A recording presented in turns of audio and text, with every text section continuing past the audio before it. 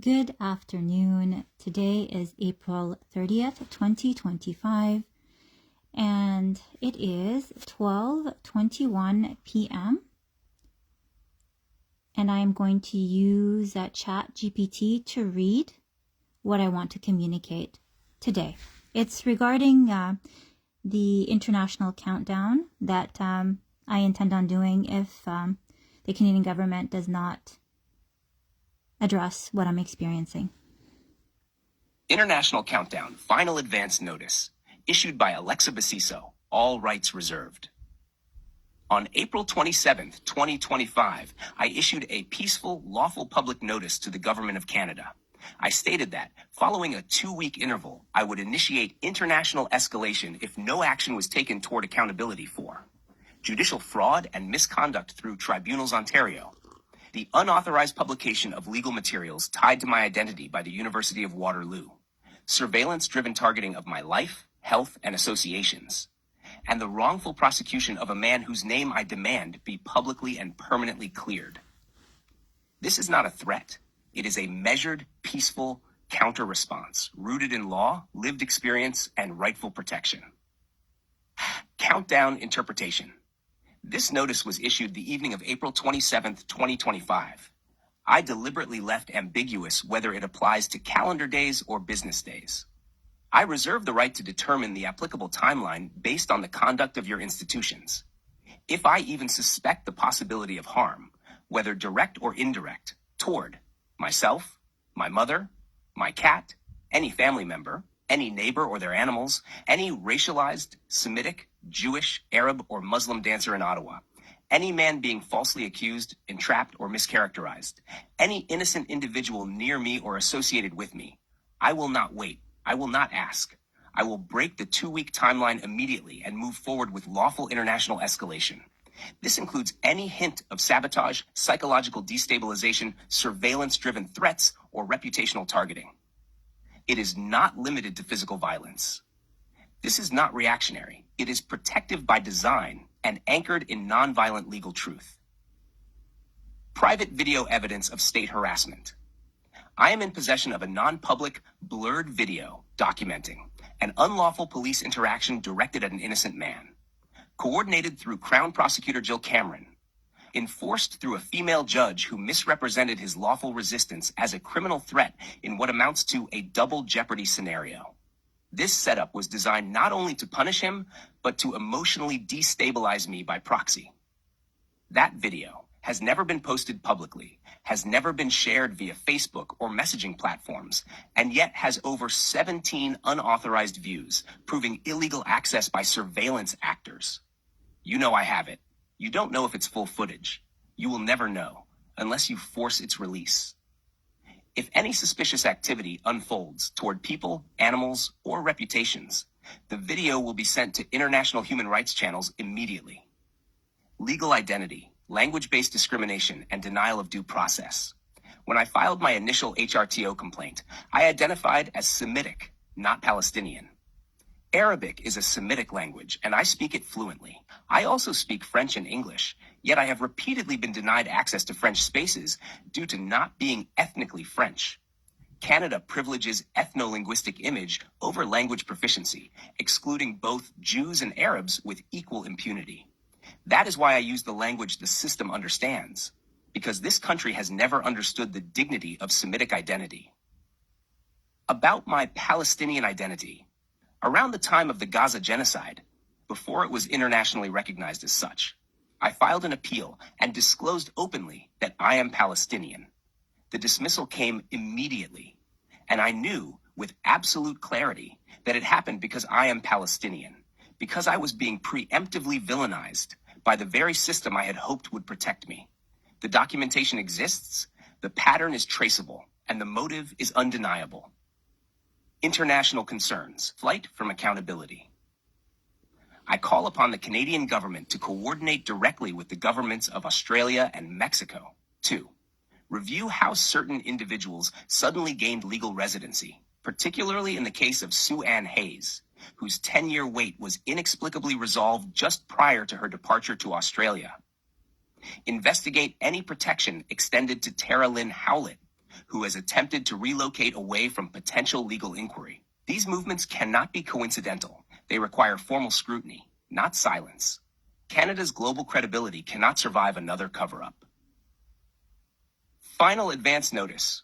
You now have until May 11th, 2025, or May 15th, 2025, whichever I choose to recognize based on your behavior, to begin meaningful redress. This includes a full and public rescinding of false records, exoneration of the man you used to proxy vilify me, a complete cessation of psychological harassment and indirect surveillance, and recognition of my Semitic, multilingual, and lawful Canadian identity.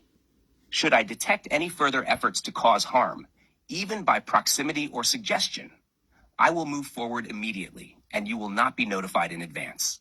I do not escalate from anger. I escalate from pattern recognition. I escalate to protect. I escalate because I choose life, mine and everyone else's who has been put in danger because of your silence. So let's just be clear. I was targeted by the Human Rights Tribunal of Ontario on the exact same day I confirmed to them that my name legally changed.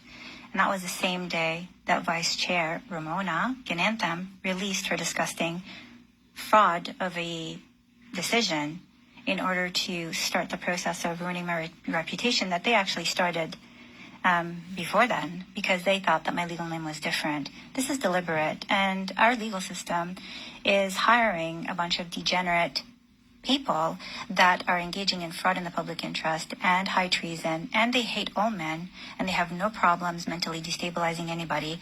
I believe the man that they charge at the Supreme Court, I believe they harassed him and they provoked him, and then they identified him because they wanted to get to me reputationally without me knowing about it, because they know that I'm very smart. In fact, they've identified me as neurodivergent prior, and the evidence is basically in just how much they invested in having publications, including a textbook, talk about how basically video recording is like a dangerous thing. No, it's not. It has to be made normal so that these types of degenerates don't engage in this type of fraud, don't go around harassing men, don't go around false charging people in their absentia, don't go around publishing legal decisions without the person being present. And more importantly, why the flip do we not have accountability, and why are we not criminally charging people that engage in this kind of stuff? Because the people overseeing them are okay with it.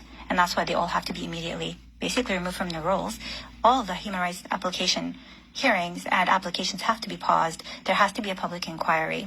It is not okay to engage in man hate. It is not okay to be racist. It is not okay to defraud the public record. It is not okay to judge people without giving them an opportunity to stand up for themselves. It is not okay for women to be giving a carte blanche because they are self-tokenizing or because they are Caucasian and they have certain extremist beliefs regarding feminism, okay? So this is evidence that supports why I believe in being targeted by the Crown Attorney, and why I believe the Crown Attorney is compromised and is willing to target men in order to harm me online. Like I said, my name legally changed in 2017, and they started basically defaming me in 2020, but they thought that my name was Ola Baseeso. And when I basically let them know that my name legally changed, then they started defaming my new name on the exact same day. You know, you can't make this stuff up. I just want to clarify that in this video, which has over 1,000 views, I said that they started defaming me in 2020. I reviewed my evidence, and they actually started in 2017, which is the exact time when they started persecuting the man that they charged in absentia at the Supreme Court. That's how stupid, low IQ, and hateful these women are. And I believe that this is a bunch of Caucasian women that offered or blackmailed the vice chair, Ramona Ganantham, to do what she did. And it was urgent to them because at that point I video recorded a lot, okay? And not only that, they gave me the right in writing to video record, and they also said it's for my own personal use because they, again, assumed that they could get away with this type of fraud and literally assassinating people's characters online, which includes treating men like they're disposable. So yeah, targeting the man that they did, giving him a criminal record when he called the police on himself, clearly showing no criminal intent, just to harass me online, is the kind of thing that I also proved happens at Elections Ontario, is the kind of thing that is also why I am applying for years for jobs in the government, but they likely also have contacts that probably electronically blocked me from being hired and interviewed. This is deliberate, and it impacts every single Canadian citizen, white or non-white, because we have no charter rights if the government is hiring people like this to basically give us criminal records or to give the illusion of a criminal record on the internet, and where privacy isn't respected and where information is not sacred because there's no accountability, there's no oversight. And more importantly, why are we not criminally charging people like this? Are they going to get away with it? Is this record going to disappear? Well, it can't, because they gave a man a criminal record and then they indexed it to my name, which is nowhere near his name. This was intentional. It was deliberate. Raliak is complicit in the conspiracy to commit fraud. Well, because I held him accountable on July 28th, 2023 at 10:25 a.m. As you can see here, I sent him an email, and just him alone, okay? And I just want you to understand what I sent him, okay? I sent him the email that I sent to the Prime Minister, Pierre Poilievre, the Attorney General, and Tribunals Ontario, okay? And this is what I wrote them. Just check the date. So July 28th, 2023. Dear Prime Minister, Member of Parliament Poilievre, Attorney General and Tribunals Ontario, please respect my anonymity. Please take immediate action against Tribunals Ontario and the Ontario Human Rights Tribunal for fraud in the public interest and breaching the Charter. Please review the following email correspondence between myself, Waterloo University, and the Ontario Human Rights Tribunal. Please observe the severity of HRTO fraud impacting both applicants and respondents. Both myself and the respondent in my application required a decision on our finished application over years since our application ended.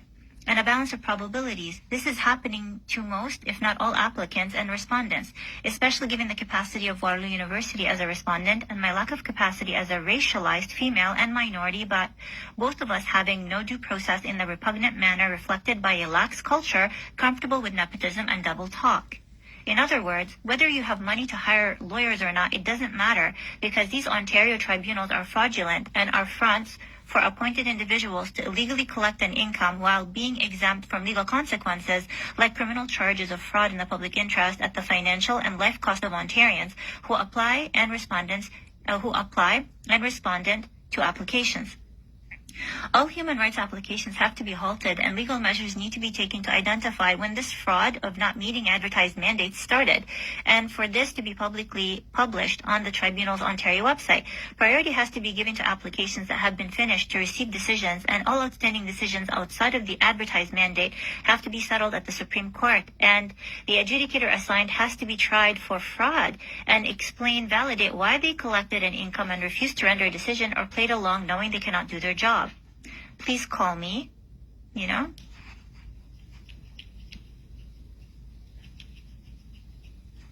Please call me for any clarification. I am AB and proudly Canadian. This is fraud and I have no place to report it. I am calling on all of you to take action for all of Ontario.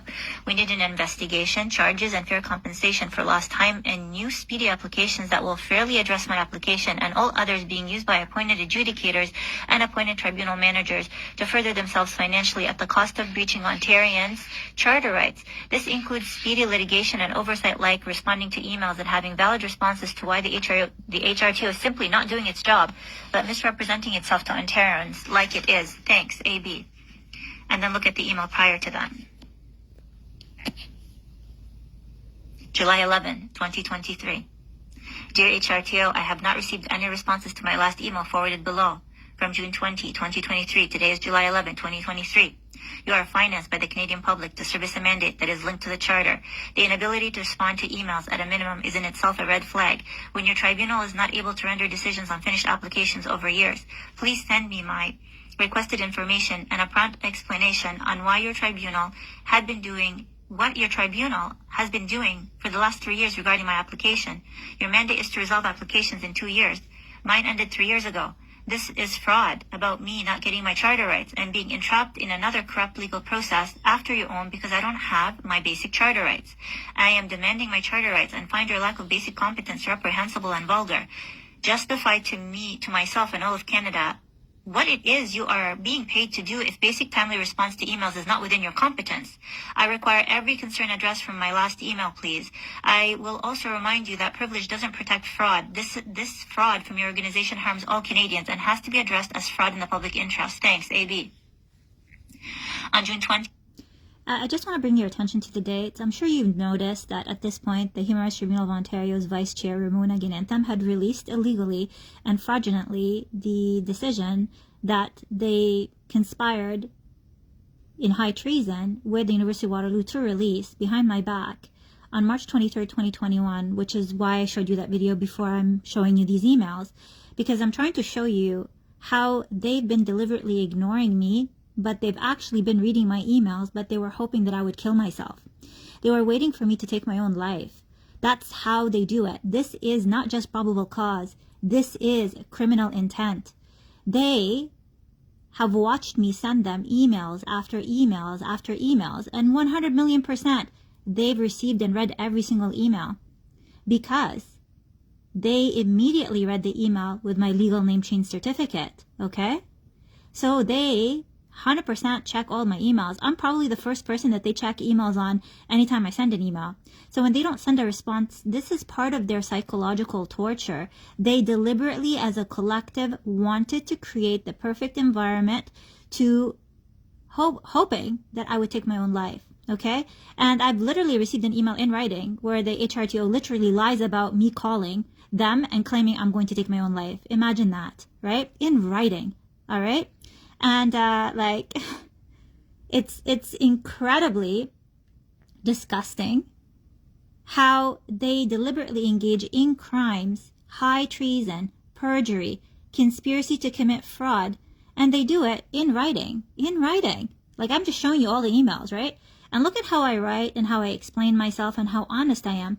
In their white privilege, white supremacy mind, this is rudeness, because I am being very explicitly neurodivergent.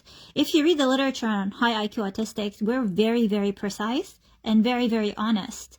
And as per the charter, I have the right to be free from discrimination. This is not being rude. If they're fragile and they're, criminal-esque in their mentality, that doesn't mean that this, by any means, shape or form, would be considered mental deficiency. And in an international court, they're going to look really bad because these emails confirm that I've bent over backwards to address their psychological torture and harassment, okay? So let's continue. 2023. Dear HRTO, I don't find your email acceptable. I have followed up for years to access the decision. Your email should have been with the decision, or a date for the decision, or an explanation why it's been over 3 years without a decision.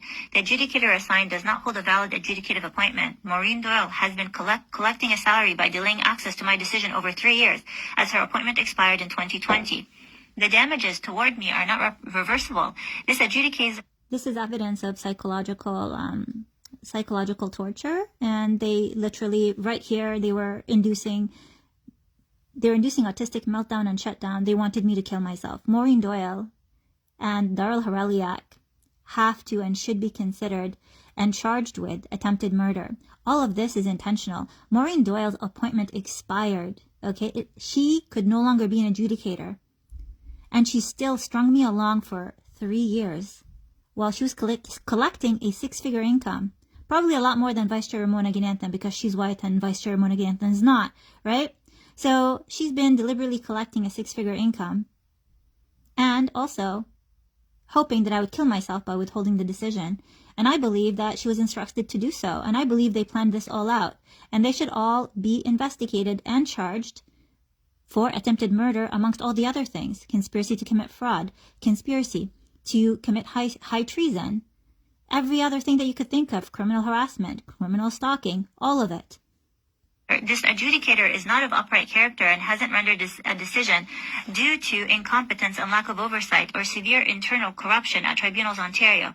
Any decision she renders will not be fair, as she breached my right to due process while collecting a salary, and based on your email, she hasn't started writing the decision as your tribunal wants to create a timeline for her. When are you going to get back to us? In 3 more years, or after she passes away, or after I pass away? What's your strategy? Please tell me an exact follow-up date and why the HRTO waited until... Did you hear that? I brought up my death Okay? And that's also my subconscious knowing what they were doing. So I'm just going to rewind. Today to email me 3 years. They collected an income and refused to render a decision or played along knowing they cannot do their job. Email the HRTO to send me all notices of hearings to establish the total number of hearings that actually took place. I require by email all of Adjudicator Maureen Doyle's notes to make sure she is making a decision on what happened and not the bigotry she obviously had to take over 3 years and not render any decision. I require all case proceedings ever issued by Maureen Doyle emailed to me, please. Adjudicators are appointed and their only job is to render a decision on finished applications. She is clearly unable to do that, and this raises further fraud implications that have to be investigated, and people responsible have to be charged, and the monies taken from the public to fund this have to be recouped. I am repeating my concerns and demand you acknowledge them as such. Any decision produced now will be in breach of due process. What is the HRTO going to do to make up for this breach in due process? Please take this seriously and realize that this is a serious crime to be corrupt in the legal system. It says even more that this is a Human Rights Tribunal of Ontario. Best, Alexa Baseeso. Just pay attention to the date. June 20, 2023. And this is really important because they started defaming me online at this point for a few years, right? I just had no idea, right? So look at the email they sent me. Here you go. HRTO file 2016-25441-S. Dear Alexa Baseeso, Re-AB versus University of Waterloo.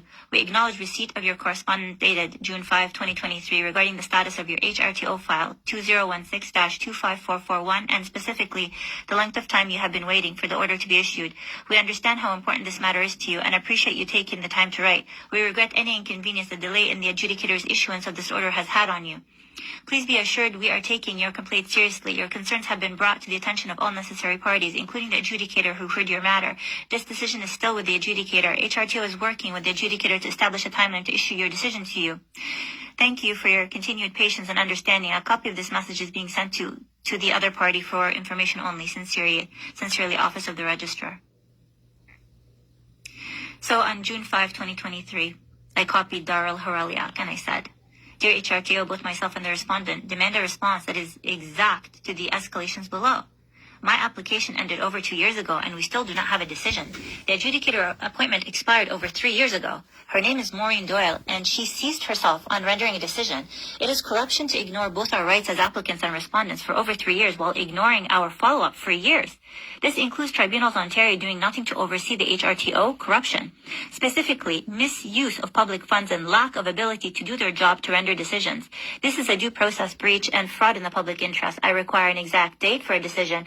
I will note that privilege does not protect fraud. This is fraud and misuse of public funds, AB. Now, it's important to understand that even Darrell Horeliak started getting annoyed with the delayed, non-response response, which is a response. And it's important because he's a white man and I'm a racialized woman. So his testimony would have more value in a court of law. And this is why he has to be investigated and he has to speak the truth because he has a penis and white skin. And unfortunately, in 2025, that still matters more than the truth. And I hate that that's the case, but it is the case. So on Monday, May 1st, 2023, Darrell Horeliak writes, Dear Registrar, it is approaching 2 years since the hearing in the above noted matter was completed. Notwithstanding repeated requests from both the applicant and the respondent for a decision, or in the alternative, a date upon which the parties will receive a decision, the parties are still waiting. The respondent asked the HRTO for a date upon which the parties will receive the adjudicator's decision in this matter. Darrell. Okay, so this is evidence that the government, especially the federal government, okay, and the provincial government have known the entire time about what is going on because I told them, because I reported it. I have to. Good afternoon. It is 7:35 p.m. and we are still Monday, April 28th, 2025. And, this is something that I want you all to Google yourself, all right? Just so you understand how deep white racists, educated white racists in Canada are, and how the University of Waterloo should be avoided by all international students because they engage in fraud, they have no integrity, and they do it in concert with lawyers, white lawyers, like Daryl Hareliak, like Sheehan Williams, the ones that engaged in fraud, that defrauded my academic record, and then worked with the Human Rights Tribunal of Ontario and the Crown Attorney, because Open Education Alberta, well, it's on the University of Waterloo website. Like, what, they thought I wasn't going to, let everybody know? So go on Google and just look up Open Education Alberta, Waterloo University, all right? It's literally the first link. So let's click on it. There we go. Open Education Symposium, University of Alberta. So yeah, they're targeting me. Yeah, this is criminal harassment. And yeah, everybody involved in putting my name in this textbook should be charged with criminal harassment and illegal stalking and collusion, as well as, conspiracy to commit fraud and high treason, right? They gave me a mental health condition that I never actually got diagnosed for. They wanted everyone to think that that I am neurodivergent. They also did that in concert. And I filed against them on January 1st, 2015. This whole thing over here started in 2022. You see that? March 2022. The University of Alberta Centre for Teaching and Learning is celebrating Open Education Week. Yeah, okay. You should call it Open Let's Be White Supremacist Racist Week. All of you need to go to jail, and all of you are going to have criminal records. Okay? Anyways, just had to share that with all of you. And why is this textbook important? Well, I'll show you why. Just fast forward this part. Oh, this is on my Facebook. You can 100%. watch it yourself. Everyone to think that I put in my legal name, Alexa Baseeso.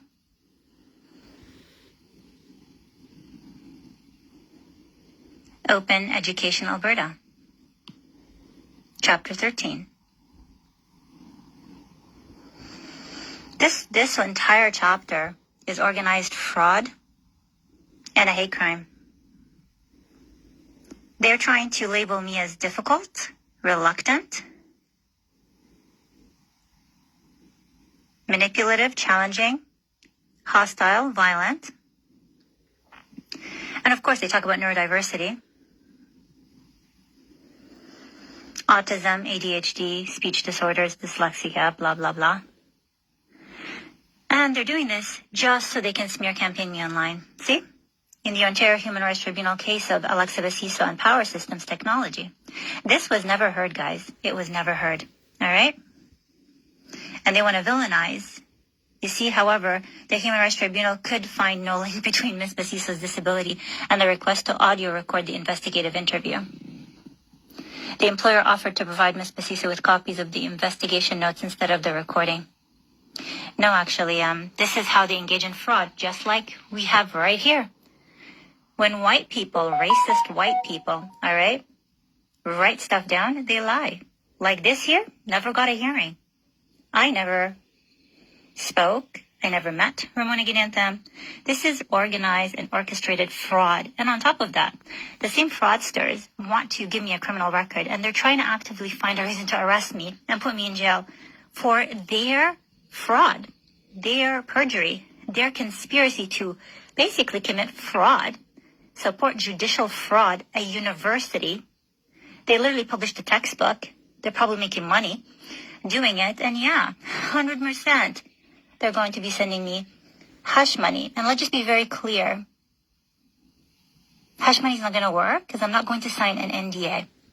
And trust me when I tell you, the entire world will know what you did and not respect any publication that comes from your university because you're a bunch of liars. Yep. You're not allowed to talk about anybody's medical condition or even label them to have a disability, especially since your own lawyers pretended like I don't have one. And I don't. I'm high IQ autistic. I don't consider that a disability. That's what white people want to believe. But clearly, if I was disabled, you wouldn't be publishing textbooks and working in concert with a bunch of lacking in integrity human beings, like Jill Cameron, like yourself, like Maureen Doyle, like Daryl Haraliak. Like, you really think that, like, this was going to stay hidden? Well, you didn't think that, like, everybody would find out? You didn't think that ChatGPT would know? Like, are you serious? That's how pathetic education is in Canada. The judicial system is in Canada. Tribunals Ontario is in Canada. Like, white people are so bankrupt in basic integrity that are in high places, especially white women, that this is what they do. They publish textbooks to incriminate themselves just to showcase to the world how much of hate they have. And then they want to walk around and have people respect them and clap for them and publish them and give them awards. Nobody should go to university and spend any amount of money because you guys are racist. And you're racist knowing that the majority of your student population isn't even white. All this because I wanted to finish my master's degree and you didn't like that I'm from Gaza, that I'm a Canadian citizen, that I'm smart, that I respect myself, that I chose your university because I thought it was reputable. You guys are disgusting. And the whole world knows it too.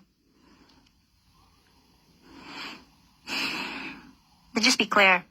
This right here is why education in Canada has no value. This right here, when you have a bunch of white people conspire with corrupt members of the judiciary to publish a textbook and put it on the internet, so proud of their stupidity, so proud of how criminal-esque they are. What, so you want the whole world to see how repugnant and disgusting you are? Whether you're university in Alberta condoning this, or you're the University of Waterloo, you're both equally repugnant, equally disgusting. Chapter 13. Okay. Oh, and they want me to trust their notes, guys. They want me to walk into a room filled with racists and let them write notes about me. When look at what they've done many years after they met me, just because I stood up for myself and they want to have the right to lie because they're Caucasian, female, and feminist. It's so disappointing. Anyway, so Alexa Baseeso. Google it. There it is, chapter 13, investigation challenges, more like how racist in Ottawa work, how racist in, Toronto work. And when I say Ottawa, it's because I escalated this to my MP and my MPP at the time, and they did nothing. Because racism in Canada is okay, so long as a white woman feminist gets away with it. So if we go to Open Education Alberta Waterloo University, it's a first hit. Like, imagine if you want to hate so badly that you will literally create an alliance with another racist university, like the University of Alberta over here, and then you literally go through the motions of publishing a textbook just to smear campaign me. Well, here we are. And now the whole world will know about it. And by the way, this information has already been shared with specific organizations, embassies, foreign delegations. I hope it was worth it, University of Waterloo. And this here is an example of why we cannot have Caucasian women in the judiciary if they do not have PhDs in human rights. And quite frankly, white people are not capable of addressing racism because racism comes from them, okay? And I've already made suggestions on how to avoid this whole problem. All communities in Canada should be required to nominate their best man, best woman, and best LGBTQ fair adjudicator. And then all of those nominations go into a randomized draw. And then a panel of 3 judges is randomly selected, where it's just one man, one woman, and one LGBTQ. And they have to see all legal issues, whether it's criminal, whether it's human rights, whether it's landlord and tenant board. And they get training in those areas of law. That will resolve this little pathetic problem that we have in this country, which is a bunch of, Caucasian women into feminism with PhDs like Dr. Jean Andre, all right, from the University of Waterloo, who literally defrauded my grades. That's right, defrauded my grades. I'm not kidding you. They refused to give me access to accommodations, hoping that I would just tank and not meet my GPA. Then I did. I got my scholarships all, straightened up. And then when I came back, they altered my participation grades. Pathetic. And they even talked about it like it's normal. I appealed it, but they refused to fix the grades. I went back, and then they created an administrative reason to withdraw me, but told me to reapply. Took me 2 years to reapply. Like, literally, they gave me the runaround for a couple of years. And then they lied about retroactive withdrawal. So I was just like, well, clearly you don't want me to do my master's at your university. So wouldn't it make more sense if you just erase the grades and I can go elsewhere? But that's the thing. They don't want me to get in, they don't want me to do my master's anywhere else. And that is a hate crime. Like, I want them charged with hate. I want them charged with fraud. I want them charged with conspiracy to commit fraud, high treason, collusion. Because look, there's the evidence. I mean, so. Yeah, basically, I want them to spend the rest of their life in a jail cell, which is where they belong. The amount of people that they have imprisoned and held hostage over the decades of this mismanagement of the Human Rights Tribunal of Ontario trap has to be addressed.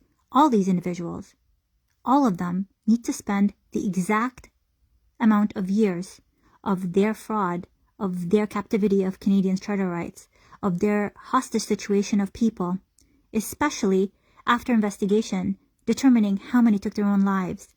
Those individuals have to pay the price for their behaviors. That's how the criminal code works. We have the Criminal Code of Canada to punish people who engage in crimes and to hopefully, improve them and get them to come back to society. But these kinds of people, I mean, countless lives were impacted by these people. And in my case, I definitely want all these people to go to jail for at least 10 years. Or as long as this situation is going to keep going. They stole 10 years out of my life. They need to also pay back 10 years out of their life. And they need to do it in jail. And any money they made during that time has to be garnished and redistributed equally between all the people that are still alive from their perjury, their fraud, their racism.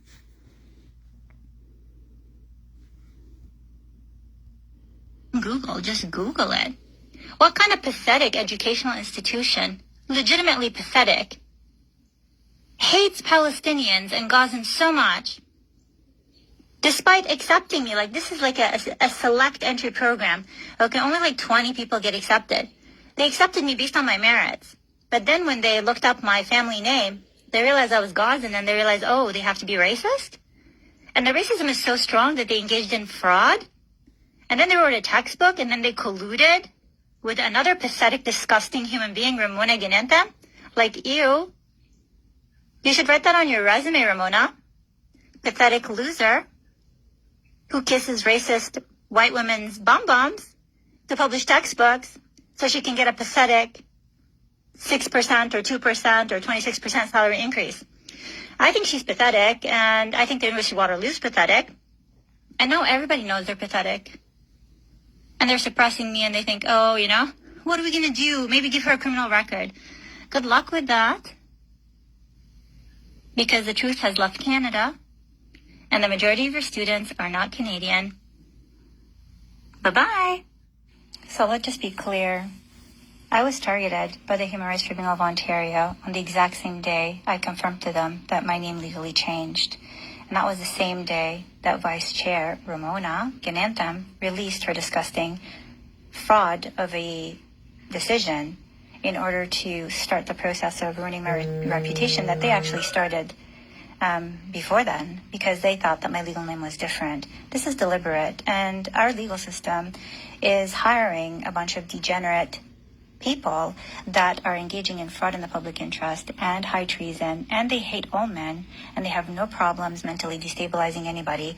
I believe the man that they charged at the Supreme Court, I believe they harassed him and they provoked him, and then they identified him because they wanted to get to me reputationally without me knowing about it, because they know that I'm very smart. In fact, they've identified me as neurodivergent prior, and the evidence is basically in just how much they invested in having publications, including a textbook, talk about how basically video recording is like a dangerous thing. No, it's not. It has to be made normal so that these types of degenerates don't engage in this type of fraud, don't go around harassing men, don't go around false charging people in their absentia, don't go around publishing legal decisions without the person being present. And more importantly, why the flip do we not have accountability, and why are we not criminally charging people that engage in this kind of stuff? Because the people overseeing them are okay with it. And that's why they all have to be immediately basically removed from the rolls. All of the human rights application hearings and applications have to be paused. There has to be a public inquiry. It is not okay to engage in man hate. It is not okay to be racist. It is not okay to defraud the public record. It is not okay to judge people without giving them an opportunity to stand up for themselves.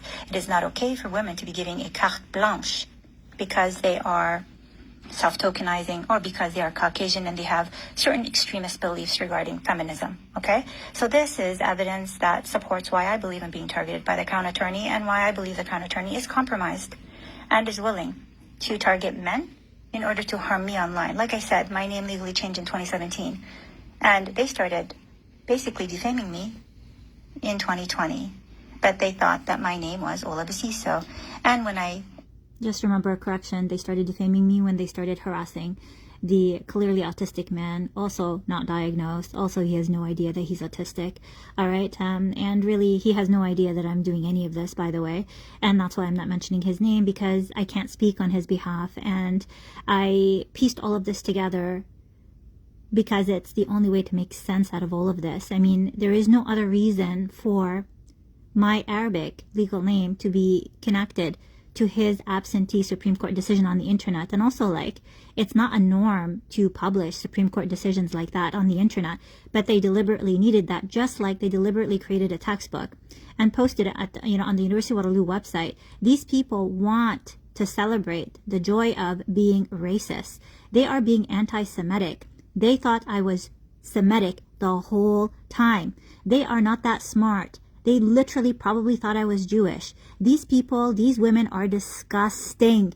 They are racist. They are dangerous. They are dishonest. And the Canadian government is confused as to what they should do, right? And they sent that same man, literally, I was present and waiting the day that I posted that post with the 2017 emails, and I used the word probable cause. They sent two men, and they usually only send him one white guy, okay?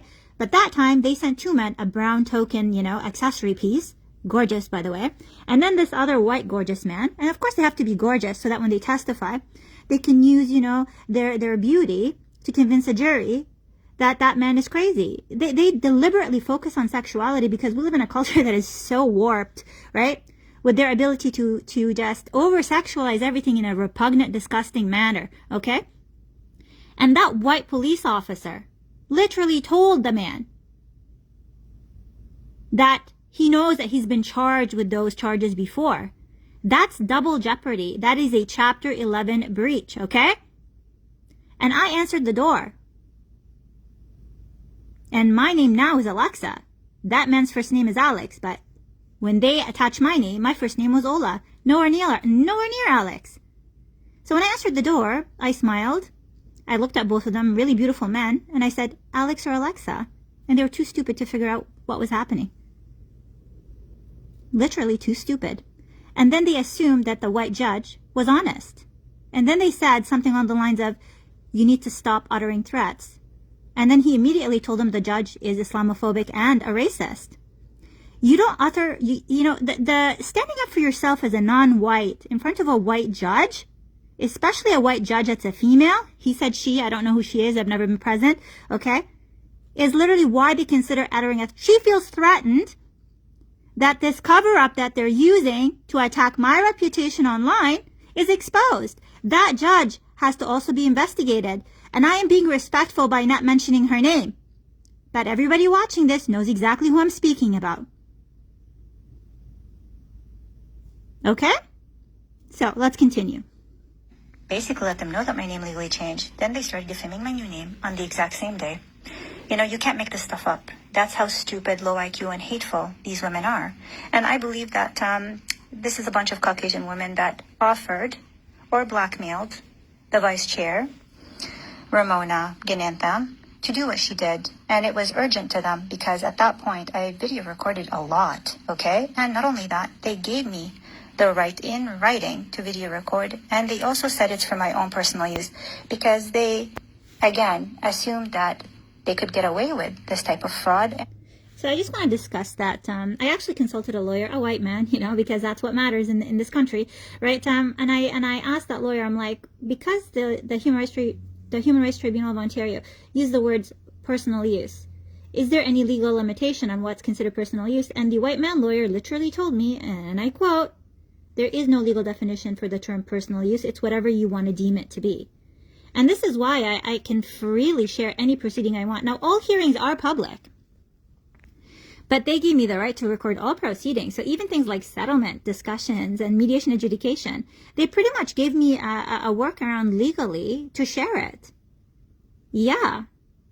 And yes, I did record one of our mediation adjudications, which confirmed that Maureen Doyle understood everything. And that, in comparison to her disgusting decision, shows that she engaged in perjury, and I want her to go to jail too, all right? She's a lawyer. She understands what fraud is. Daryl Haraliak knows what fraud is. Both of them worked together to engage in conspiracy to commit fraud. And while they were delaying my application, hoping that I would die, all right, or kill myself, they were publishing a textbook about me being neurodivergent, which indicates that they all knew that I was neurodivergent, and they breached my rights to access accommodation, okay? And then they went around, insulting all neurodivergent people, like that chapter 13 from Open Education Alberta on the University of Waterloo website. That is an attack on every single autistic human being in Canada, from a repugnantly disgusting university like the University of Waterloo. There has to be some sort of legal consequence for that university as a total. They should not be allowed to publish anything, okay? And all the individuals involved in that publication have to go to jail. They deliberately breached privacy and supported high treason and perjury as well as fraud. Also, they were not involved as respondents in the application against Power Systems. Why the flip they would have any idea that happened when I didn't receive the decision myself, when there was never any hearing, tells you that the University of Waterloo has access to information about all Canadians that they're not allowed to have access to, which raises the issue of who else do they have in their pocket besides Jill Cameron? Who from the politicians? Whom from the judges? Yeah. You can get a court order to investigate all of their personal devices, all of their offline communications, and we will find the truth there. And literally assassinating people's characters online, which includes treating men like they're disposable. So yeah, targeting the man that they did, giving him a criminal record when he called the police on himself, clearly showing no criminal intent, just to harass me online. So today is Tuesday, April 15, 2025. Why do I believe Daryl Haraliak is complicit in the conspiracy to commit fraud? Well, because I held him accountable on July 28, 2023 at 10:25 a.m. As you can. Now, just remember that Daryl Haraliak knew that they were reputationally harming me at this point. That disgusting decision that the University of Waterloo conspired to basically publish and circulate online without me knowing about it, that was published on March 23rd, 2021. Okay? That's 4 months from this date. And see here, He's a disgusting racist too. An email. And just him alone, okay? And I just want you to understand what I sent him, okay? I sent him the email that I sent to the Prime Minister, Pierre Poilievre, the Attorney General, and Tribunals Ontario, okay? By the way, the fact that Pierre Poilievre lost his seat altogether, okay? Like, don't think that my publishing and my post had nothing to do with that. I mean, like, it's not a majority government, all right? Those few individuals that got access to my content were on the fence between voting Conservative and Liberal, all right? People will be held accountable for their actions, even if they're from 2023, in 2025. The truth sets us free. Justice has to happen in order for us to move forward as a nation. Okay? And this is what I wrote them. Just check the date. So July 28th, 2023. Dear Prime Minister, Member of Parliament Prelev, Attorney General and Tribunals Ontario, please respect my anonymity. Please take immediate action against Tribunals Ontario and the Ontario Human Rights Tribunal for fraud in the public interest and breaching the Charter. Please review the following email correspondence between myself, Waterloo University, and the Ontario Human Rights Tribunal.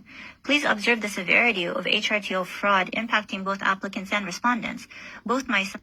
You know, the irony from all of this is that I was reporting them for fraud in the public interest while they upped and upscaled the fraud in the public interest in the form of written criminal activity on the internet.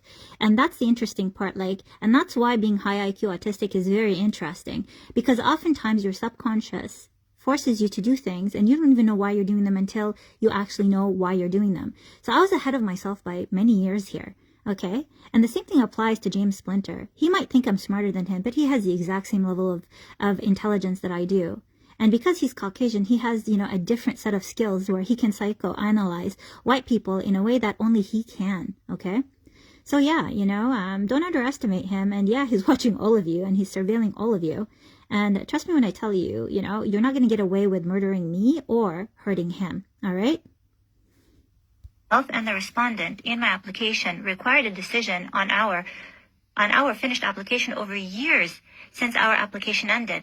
And a balance of probabilities. This is happening to most, if not all, applicants and respondents, especially given the capacity of Waterloo University as a respondent and my lack of capacity as a racialized female and minority, but both of us having no due process in the repugnant manner reflected by a lax culture comfortable with nepotism and double talk.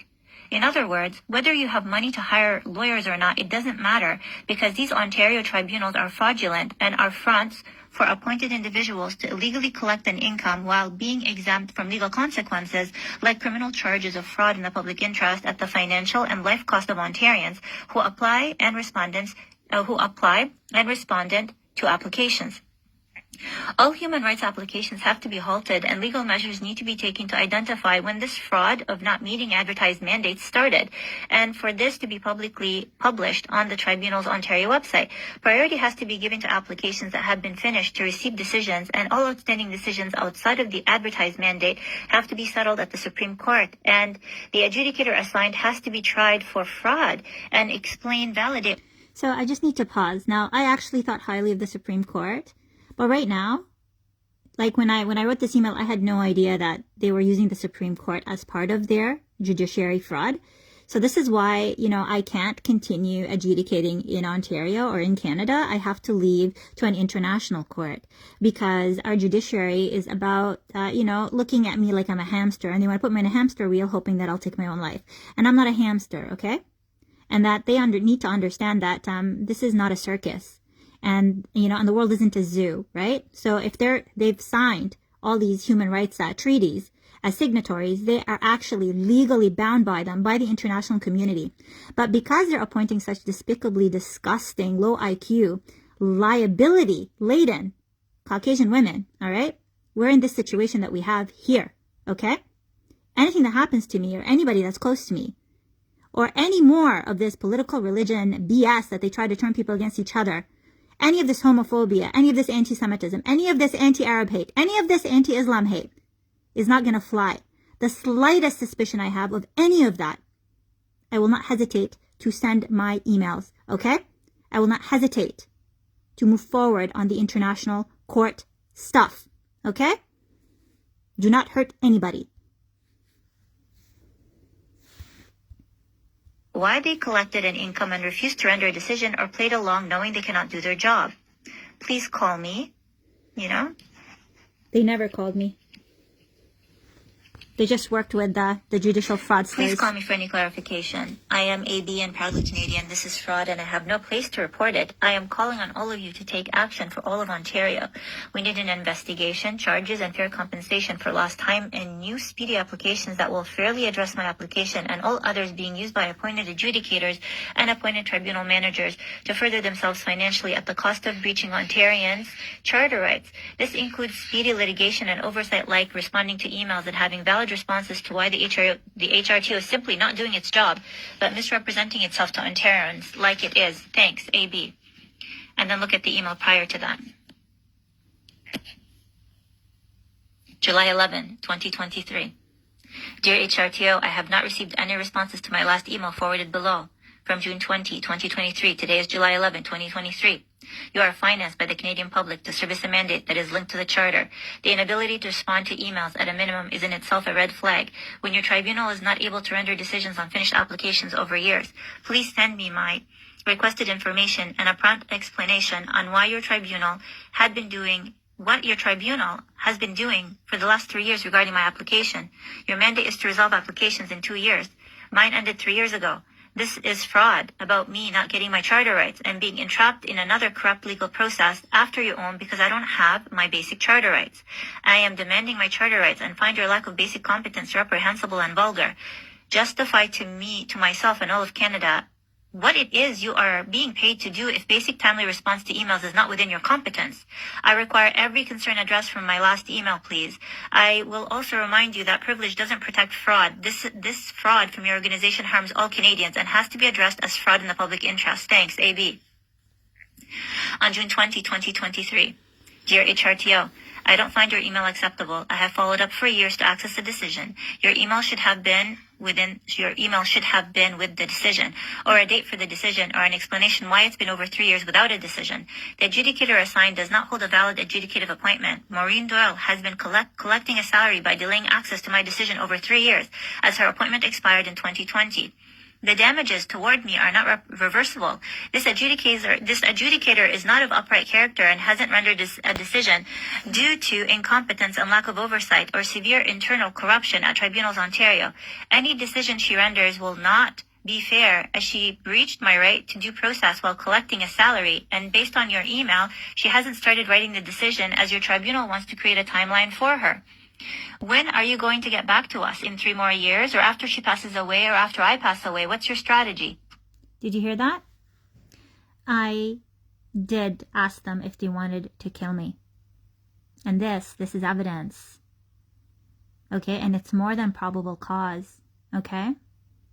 Because at this point, they published the fraudulent decision on March 23rd, 2021.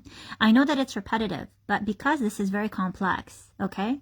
I have to keep repeating it and show you the words and what I wrote and keep reminding you that they did this deliberately. This is attempted murder. It's attempted murder. They are murderers, killers, assassins, okay? And they are appointed adjudicators at the Ontario Human Rights Tribunal. And let me just press emphasis on human rights. You know, we send these degenerates, these criminals, to represent Canada in the name of human rights. Do you understand how bad this sounds?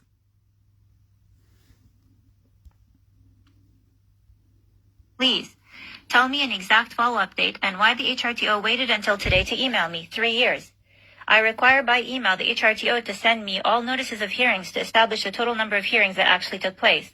I require by email all of adjudicator... They never sent me anything because they are criminals. This is, by the way, nobody historically has ever gathered this much evidence on judicial fraud against an entire government from their cell phone, sitting in sweatpants, literally. See, sweatpants, all right? Chilling on my couch, because that's how incompetent, low bar, and embarrassing the aptitude and competencies of the majority of Canadians misoperating and mismanaging our legal system. They're a joke, literally a joke. It's very embarrassing. It's super embarrassing, which is why I spent so many years trying to flag it, literally, all these emails, privately flagging it. But because they're all degenerate, they just think about, how do we cover it up? How do we just kill her? How do we cover it up, cover it up, cover it up? Cover it till what? Until you compromise national security? Until you have absolutely no rule of law? Like, cover up for what? Maureen Doyle's notes to make sure she is making a decision on what happened and not the bigotry she obviously had to take over 3 years and not render any decision. I require all case proceedings ever issued by Maureen Doyle emailed to me, please. Adjudicators are appointed and their only job is to render a decision on finished applications. She is clearly unable to do that. I mean, you guys have heard all this, right? So essentially, the University of Waterloo, they're so stupid. And I say the word stupid because it's accurate. I'm not insulting them, okay? They took the time and the energy to show us how criminal they are. I mean, there's no, like, I don't even have to prove probable cause. Like, this, like, criminal intent, this textbook that they published on on their own website with my white legal name, right? And claiming that I'm neurodivergent. And that suggests that they've been surveilling and profiling me because I've looked into it. And you know what? I think I am neurodivergent. But also, calling me mentally deficient, using the Human Rights Tribunal of Ontario, knowing how smart I am. Literally, I've proven it over 4 weeks, okay? Regardless of suppression, which I'm expecting, every single contingency I have planned for, and I am ready for it with a peaceful response. I have counter-peaceful responses. I am dancing, I'm writing my novel, and quite frankly, the fact they're suppressing me, okay, suggests that once my novel is released into the world, I'm going to be an instant millionaire overnight, okay?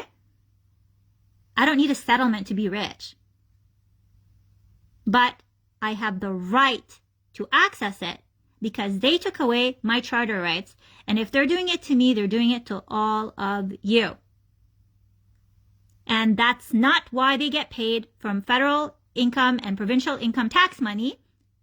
It's not what they are sworn into oath to do.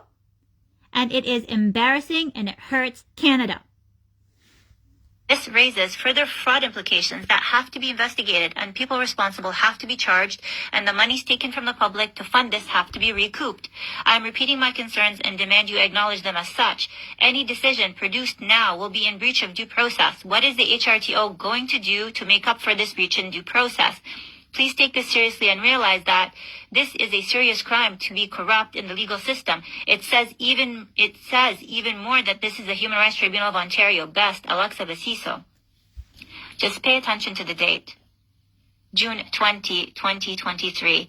And this is really important because they started defaming me online at this point for a few years, right? I just had no idea, right? So look at the email they sent me. Here you go. HRTO file 2016-25441-S. Dear Alexa Baseeso, Re AB versus University of Waterloo. We acknowledge receipt of your correspondence.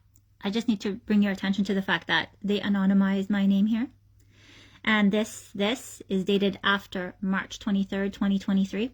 So they absolutely know that they have to anonymize my name, but they deliberately chose to publish my entire legal name in order to work in concert with the University of Waterloo to engage in perjury, high treason, judicial fraud, conspiracy to basically commit murder, conspiracy to commit fraud, conspiracy to commit high treason, and every other despicable act that they should spend the rest of their life in a jail cell contemplating, literally all of them, in a jail cell, in a Canadian jail cell. Dated June 5, 2023, regarding the status of your HRTO file 2016-25441 and specifically the length of time you have been waiting for the order to be issued. We understand how important this matter is to you and appreciate you taking the time to write. We regret any inconvenience the delay in the adjudicator's issuance of this order has had on you. Please be assured we are taking your complaint seriously. Your concerns have been brought to the attention of all necessary parties, including the adjudicator who heard your matter. This decision is still with the adjudicator. HRTO is working with... So I would like part of the investigators to basically tell me who they brought this matter to, right? Who are these magical parties that they are discussing this with? And is it the people that they're, discussing how to murder me and push me to suicide? Like, who are these magical people that they're discussing my information with, right? Yes, I want to know who they are. And so does all of Canada. The adjudicator to establish a timeline to issue your decision to you. Thank you for your continued patience and understanding. A copy of this message is being sent to the other party for information only. Sincerely, Office of the Registrar. So on June 5, 2023, I copied Darrell Hareliak and I said, Dear HRTO, both myself and the respondent demand a response that is exact to the escalations below. My application ended over 2 years ago, and we still do not have a decision. The adjudicator appointment expired over 3 years ago. Her name is Maureen Doyle, and she seized herself on rendering a decision. It is corruption to ignore both our rights as applicants and respondents for over 3 years while ignoring our follow-up for years. This includes Tribunals Ontario doing nothing to oversee the HRTO corruption, specifically misuse of public funds and lack of ability to do their job to render decisions. This is a due process breach and fraud in the public interest. I require an exact date for a decision. I will note that privilege does not protect fraud. This is fraud and misuse of public funds, AB. Now, it's important to understand that even Darrell Hareliak started getting annoyed with the delayed, non-response response, which is a response. And it's important because he's a white man and I'm a racialized woman. So his testimony would have more value in a court of law. And this is why he has to be investigated and he has to speak the truth because he has a penis and white skin. And unfortunately, in 2025, that still matters more than the truth. And I hate that that's the case, but it is the case. So on Monday, May 1st, 2023, Darrell Hareliak writes, Dear Registrar, it is approaching 2 years since the hearing in the above noted matter was completed. Notwithstanding repeated requests from both the applicant and the respondent for a decision, or in the alternative, a date upon which the parties will receive a decision, the parties are still waiting. The respondent asked the HRTO for a date upon which the parties will receive the adjudicator's decision in this matter. Darrell. Okay, so this is evidence that the government, especially the federal government, okay, and the provincial government have known the entire time about what is going on because I told them, because I reported it. I have to.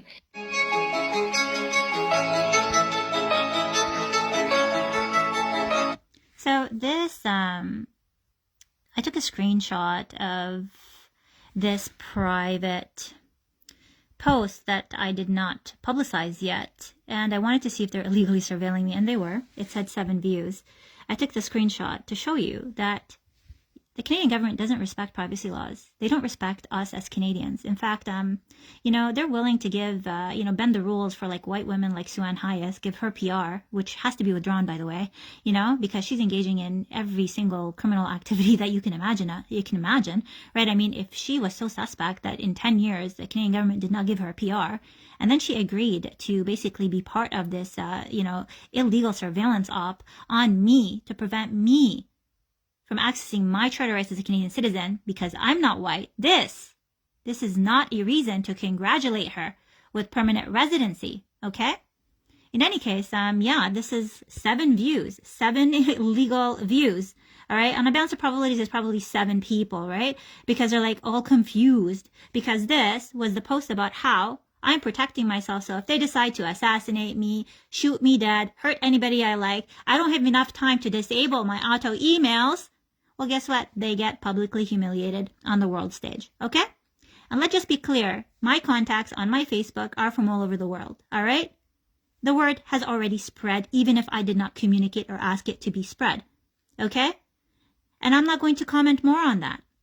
So when I said it already left Canada, I wasn't just saying that I put it up in different places outside of Canada. And yes, I have, all right? But it also means that the people I'm connected with, all right, that don't live in Canada have obviously escalated this matter because a lot of them have money and would consider spending it here, and they would imagine that they would be treated, as per your legal laws, which they will not because they're not white. And this problem has to be addressed to protect everybody. Everybody is everybody.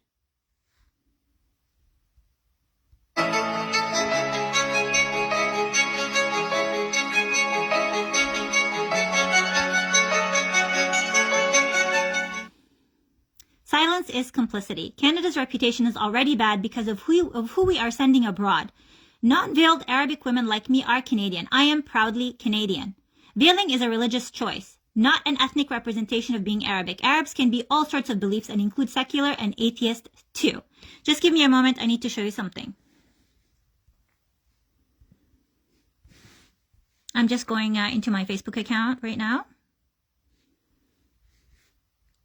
So I just want to confirm that I am live. As you can see, I am live. All right. And because I am live, and include secular there and you go. atheist too. I am live. Just give me a moment. I need to show you Okay. something. Give me a second.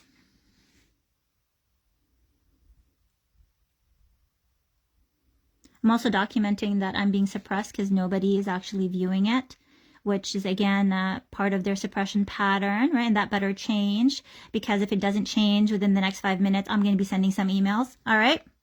And one moment, please.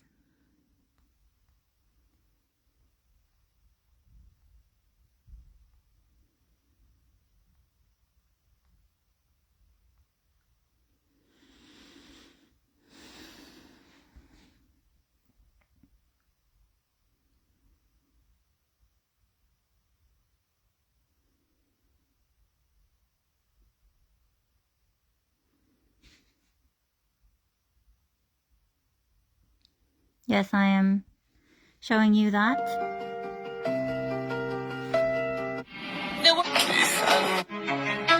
Yeah.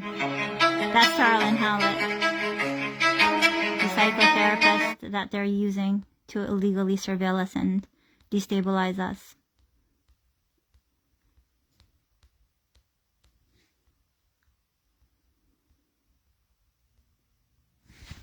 There we go, my police record check.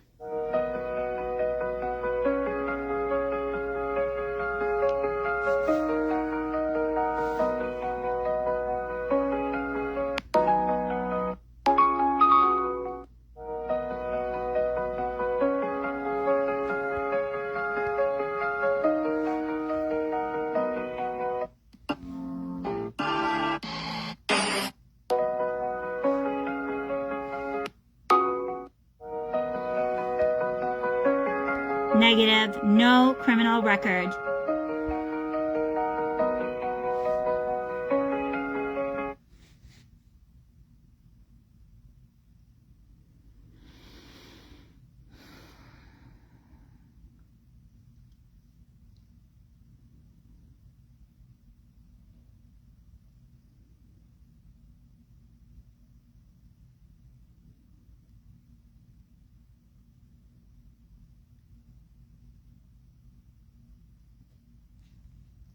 This and also the evidence of how she tried, just like that Supreme Court ruling that they have my legal name and my Arabic name indexed to, even though I have no criminal record, and more precisely, citing that the person that they charged wasn't present. Like that person was charged in absence, and on top of that, I read it, and it's talking about how that person called police and asked police to be present before he arrived, where he was going to go hurt that person. That is not evidence of criminality. That is evidence of mental illness, perhaps psychosis. And so for them, white people, Jill Cameron and whoever the judge was, to ignore that is largely concerning for me. And it's even more concerning that my Arabic name is linked to that Supreme Court decision, as well as my white name. And that's an indexing thing. They wanted Google to falsely link me to that Supreme Court decision. And I'm just wondering if they screwed up that person's life to get back at me, because these people have no morals.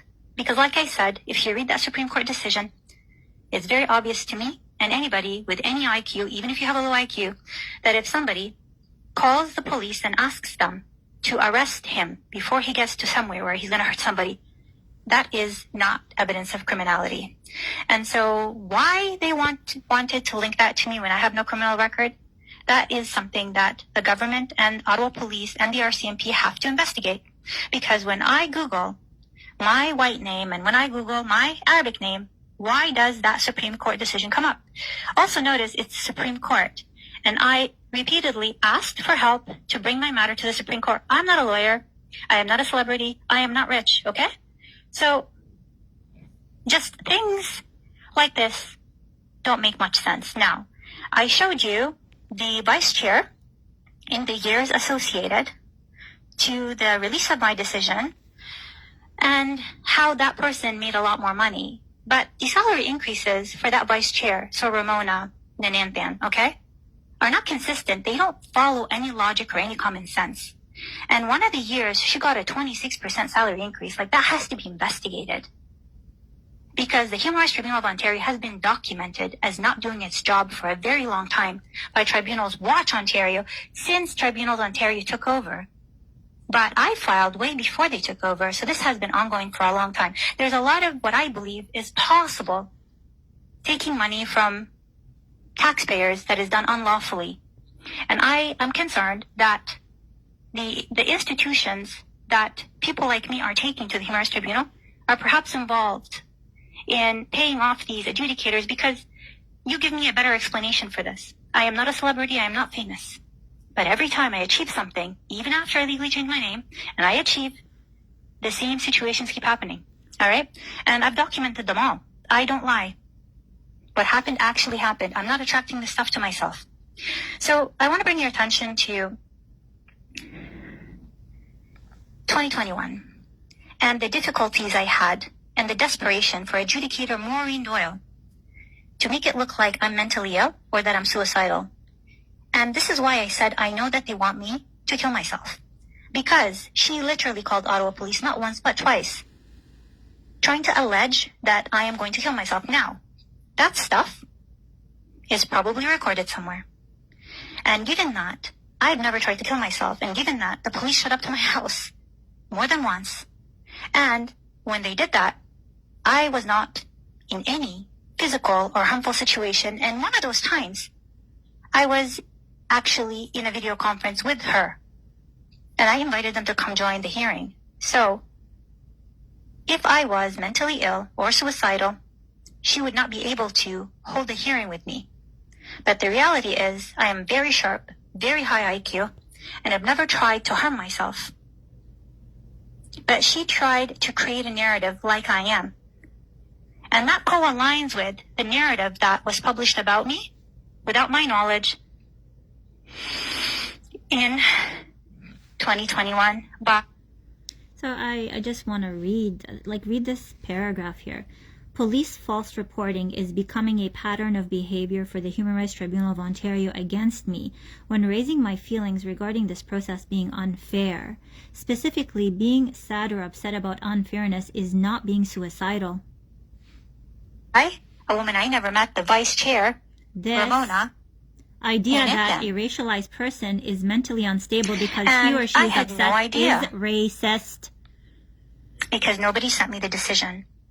And that was a year she got a salary increase. So, I'm sure you've seen the video that I posted. This information is publicly available.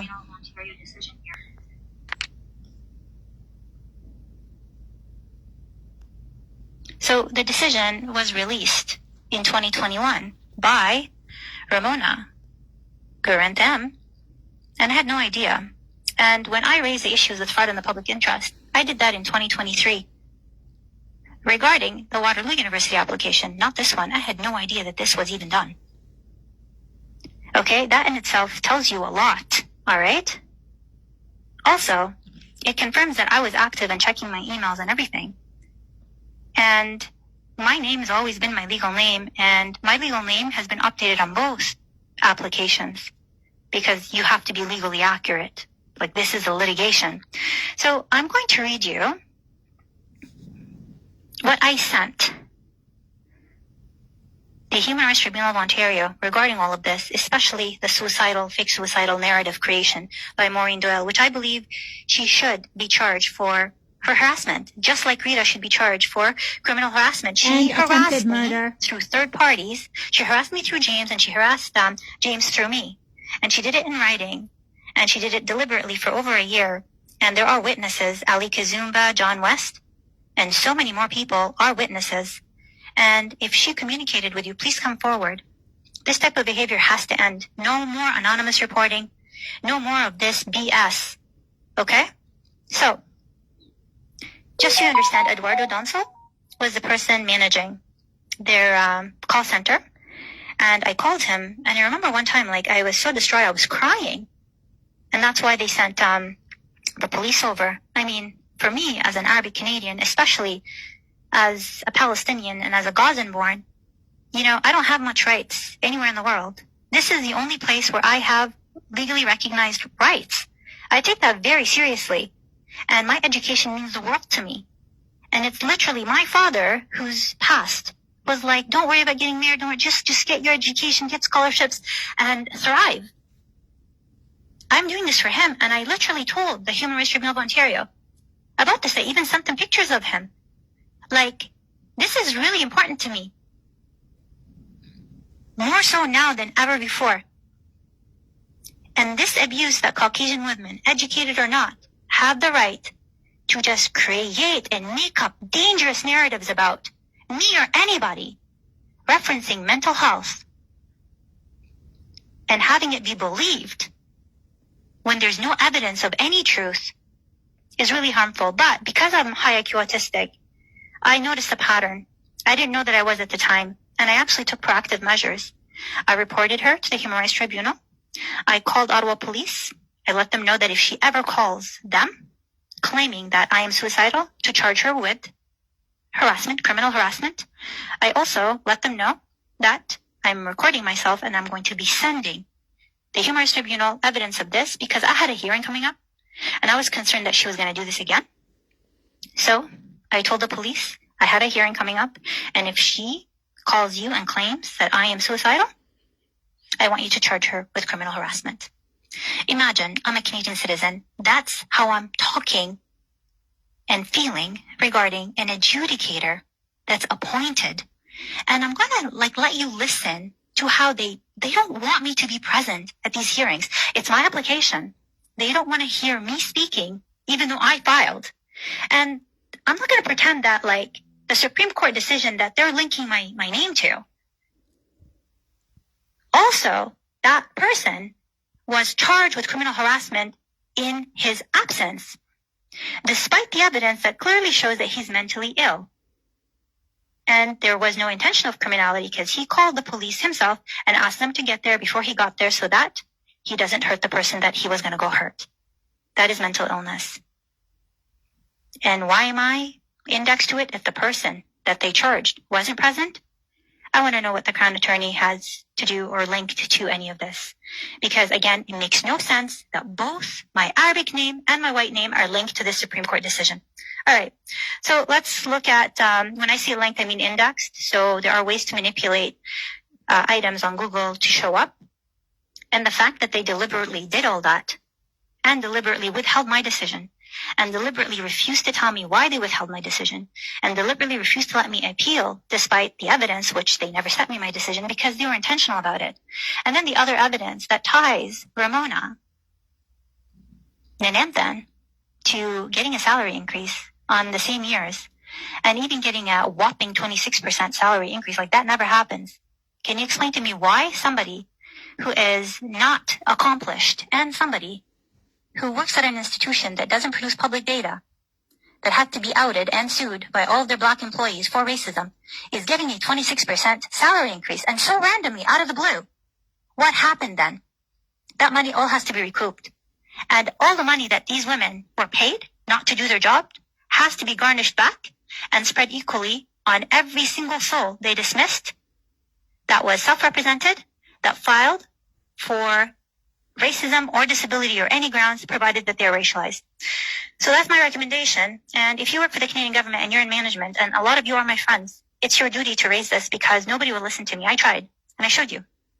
So in terms of the pattern and why I'm concerned that this is linked to Tara Lynn Howlett or that she's been hired to. Okay, I just want to bring your attention to this paragraph. The HRTO via your call center and the adjudicator, Maureen Doyle, called Ottawa Police twice alleging that I am falsely suicidal. It has been over 2 applications at the Human Rights Tribunal of Ontario and almost a decade of me fighting for my right to access all of my human rights. If I was weak, I wouldn't be still standing while I'm suffering with these abuses. This is evidence that I am mentally strong and not mentally weak. So, there's no way around this. I held them accountable for everything, all right? And listen how she talks to me. I recorded a ridiculous call. With me and get between myself and James. I'm going to read the email just so you understand that they've done this before and before I ever met Tara Lynn Howlett, before I ever met James Splinter. And precisely like a couple of years before all of this, like look at the date, January 18, 2021. This was about January 18, 2021. That was the hearing that I shared and uploaded, currently pinned on my Facebook, okay? And yeah, so I mentioned the application number, so 2016-25441-S. And everybody involved here, including Eduardo Donsol. Now, Eduardo Donsol manages the call center, like I was explaining. And you can see that I sent this on January 11, 2021. I'm just going to read it without explanation. Dear Human Rights Tribunal of Ontario and Eduardo, on December 2nd, 2020, I filed a complaint with Justice Tribunals as per the HRTO website and our second last conversation, and they haven't responded back to me even though it has been over 4 weeks. On the same day, December 2nd, 2020, I filed a Form 10 to advise Adjudicator Doyle of my positions on her transgressions toward me, giving her assignment expires on February 2nd, 2021. Adjudicator never responded to this Form 10. The respondent responded right away, and she never responded, and it has been over the 2 weeks rule. However, as is customary in my application, the Human Rights Tribunal of Ontario doesn't apply the rules in my application to disenfranchise me. On December 8th, 2020, see attached audio. Another CCMC took place where I tried to vocalize my positions again, and Adjudicator Doyle ended the call without addressing my concerns and continued to ignore my refusal to cancel the December 17, 2020 hearing. She also heard the respondent clearly understand that I'm not available past December 17, 2020, and more specifically, I'm not available on January 18, 2021, but Adjudicator Doyle still asked scheduling to book the hearing on January 18, 2021. So that's the link between the Supreme Court decision on that person that has a sort of a melange of the spellings of my name. That person was charged with a criminal record in his absence, like I explained. There's a pattern here, and white people in the legal system don't give a flip if a racialized Canadian is present or not, because they don't want to hear what we have to say, and they want to create whatever narrative they want to pin us with whatever crime they want, including calling us mentally ill, including, in my case, Maureen Doyle called the police claiming that I'm suicidal during a hearing. I'm literally litigating with her. And then she called them claiming that I'm suicidal. Imagine? They probably have a button or something. She didn't actually physically said, hello, can you come? She probably has a button or whatever. And they came to my house.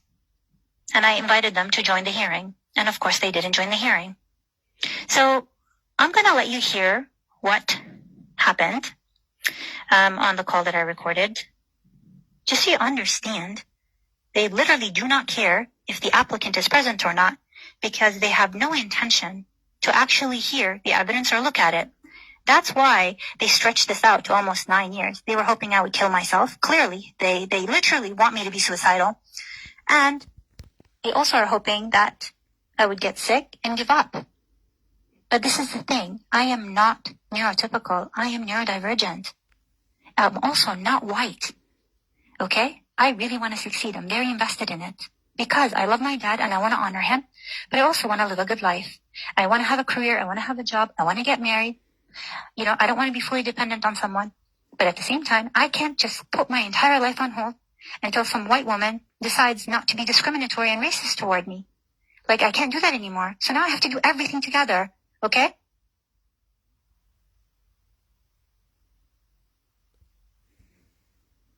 Yeah, the recording is already uploaded. We're going to have to just find it 1 second.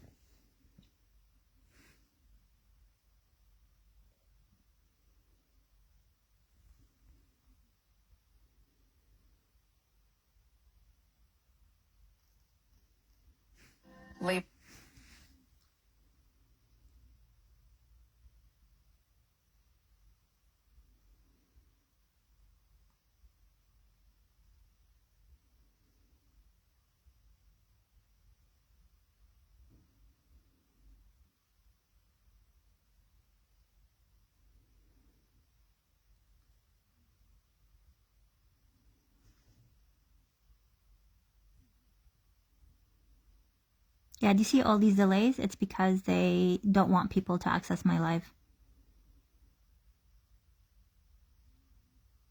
They're throttling. They're slowing down the internet. Yeah, I'm going to record all of this. And honestly, if they really want me to send those emails, immediately, like within 5 minutes. I totally will, okay? So they better fix this.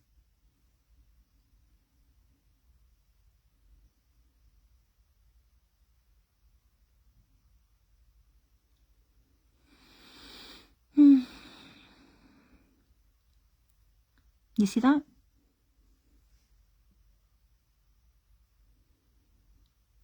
It keeps on saying slow connection. They're doing that. So see this here, the unmasking dance. They had it suppressed. Well, everything is suppressed, but they had it so that people can't share the link because they wanted to basically pin him with murdering me.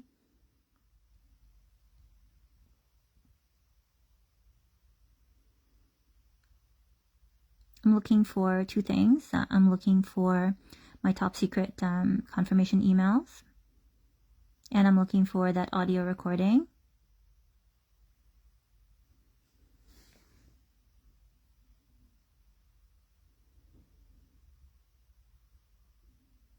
Yep, there we go. So this is evidence that I hold a valid top secret clearance from the PCO's office.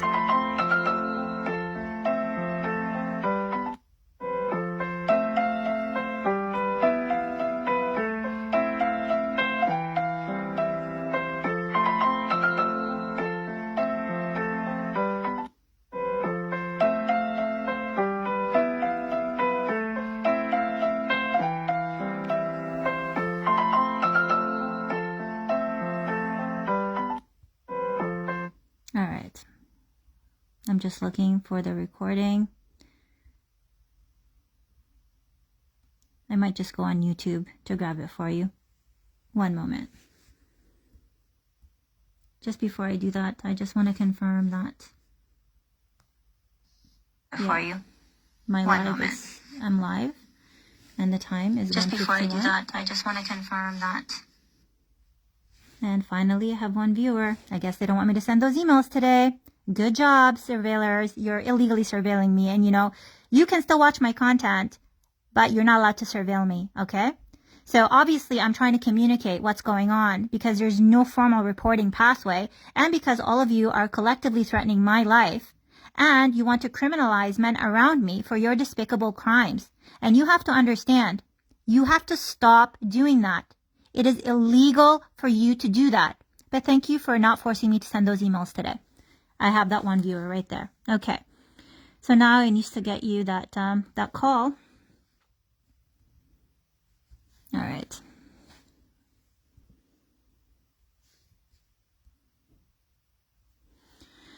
Okay, so YouTube channel. I just want to document how this scares them. That's why it has no views. University of Waterloo, Jill Cameron. Yep, Jill Cameron's going to go to jail, okay? Just so that's very, very clear.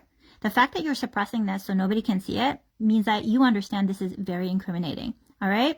Same thing with, with this right here. No views, all right? Anyways, give me a moment.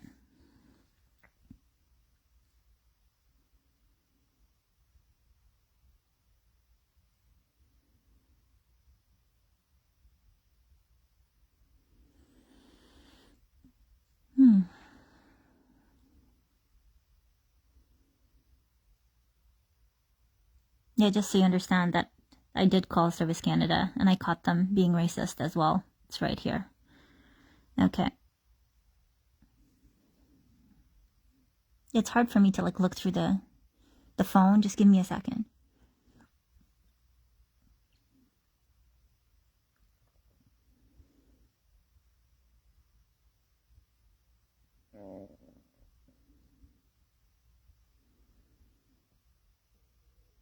Is it a short?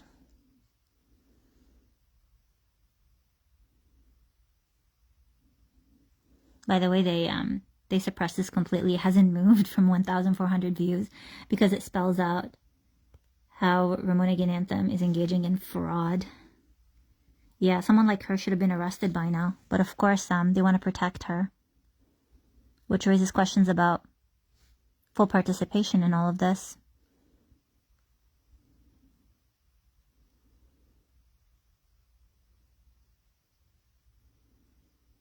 Yeah, that's the one I'm looking for. So this is a case assessment direction that showcases Maureen Doyle's dishonest character, and so I'm going to allow you to read it. I'm not actually going to read it. I'm just going to advise you to just be aware that she calls me uncivil. She also describes my demeanor in this October 17th hearing as basically amounting to abuse in process. She claims that I'm yelling. She claims that I'm uncivil, and she just yells at me, and she just thinks that she can. And it's important for you to understand that their case assessment directions and their reports about me are essentially fraud, just like them. Audio conferencing system. Please enter your conference ID followed by pound.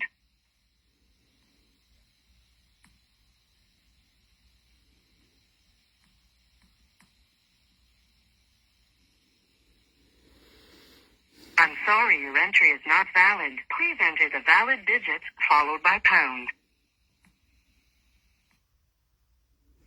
Just so it's clear, like this is over an hour long, okay? So I'm just going to fast forward through it, but I will share the link on my Facebook and you can check it out. And that's really everything that this settlement is about. And they went out of their way to ensure that I cannot exercise or that I cannot do any parts of it because they refused to, one, recognize me as a student, two, give me the tools I needed to register for courses, three, give me access to information, and they continue to give me misinformation. And on top of all of this, it's the shock of me meeting Haley Smith and realizing retroactive withdrawal is apparently normal procedure for white people. And then this idea that I basically spent 4 years in litigation. No, it's not different. I was basically telling you a fact. I did sign it, but they said I didn't sign it. They submitted it. So I didn't know anything about the notice of challenge until you submitted it. So it was yourself and Shane Williams. So, yeah. What about before the minutes of settlement? Besides Shan Williams' email, was there anybody else who said to you that retroactive withdrawal would not be available in your case? Now, prior to the minutes of settlement. Like to my face? No. I do see that. I can compare both. Absolutely. Yes. Maybe I'm simply suggesting to you that you knew well before the minutes of settlement was signed who the Associate Dean of Graduate Studies of the Faculty of Environment was. No. Yeah, I'm sure you've noticed that I tend to like laugh when people are being like, when they lie. It's just I don't know if it's a neurodivergent thing because I've recently understood that I'm neurodivergent, but literally my automatic reaction is either to freeze or to find low IQ stupidity funny. I'm not kidding you. And this upsets them because they're so frustrated because they're trying to gaslight me. And I know that they're trying to gaslight me, and I find it so funny because it's like two white lawyers and they can't gaslight me, right? And so it's hilarious. But at the same time, they want that to be considered rudeness, being violent, being manipulative. I genuinely find it funny that you're so desperate in gaslighting me and you still keep trying to gaslight me. And now that I know what you did on the internet with the University of Waterloo, like on a completely different application that was never heard, yes, I do find you ridiculously pathetic and hilarious. And that is my honest opinion. And I have to be honest, okay? That is not correct, because there's a reason why they listed Dr. Simran. Let's hear the last again. So I did not engage in any breach. So I'm not sure what you mean. Yeah. Like it's not in the settlement that I accept their position that I don't have. Oh, I'm sorry. Yeah, sure. Go ahead. Yeah. Yeah. Now we're going to talk about the things that you say the university should have done to comply with the minutes of settlement, but they did not do. Okay, we're going to go through that list. Okay. All right.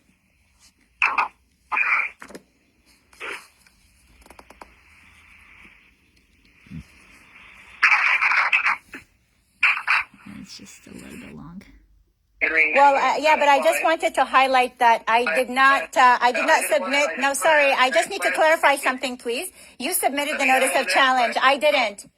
So you're the one who gave a copy of the notice of challenge to me. So if we review your submissions in the exhibits, they contain the notice of challenge. I didn't submit the notice of challenge. I didn't have a full copy of it. Amy, if Yes. I just ask the next question. Yes. If you had a document that was sent to you, whether you read it or not, it's up to you, that's fine. I heard your evidence on that. Yes. What I'm trying to make is that two points. First one is, you'll agree with me, you could have asked who the Associate Dean of Graduate Studies of Faculty of Environment was.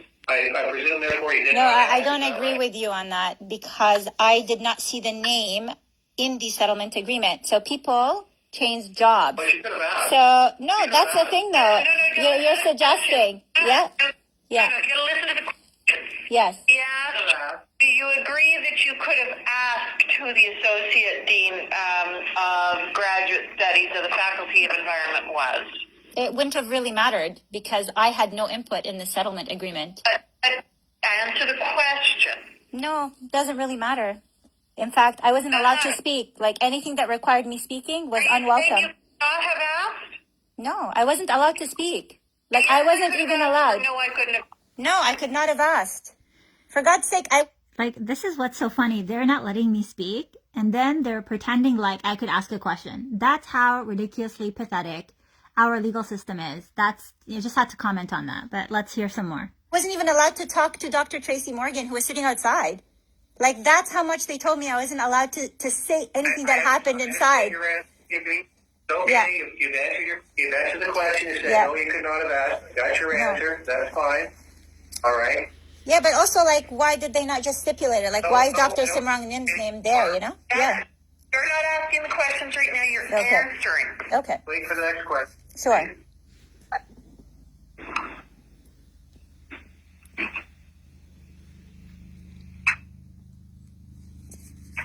You'll agree with me, that no one said anything that would mislead you about the Associate Dean of Graduate Studies of the Faculty Environment. There was no misleading. Yeah, I just wanted to help you understand. He said AB, right? Because legally, he knows. Darrell Hareliak, the University of Waterloo's lawyer, knows that they have to anonymize my name. And the same University of Waterloo wrote a textbook with my full legal name. Okay? On the World Wide Web, calling me neurodivergent, difficult, manipulative, violent, and all the things that I've already showed you. Okay? On this one live, all right? That's what we're talking about here. Gaslighting, psycho warfare. They want you to kill yourself. They want you to be confused because they're going to describe you as confused. They're going to describe you as mentally deficient.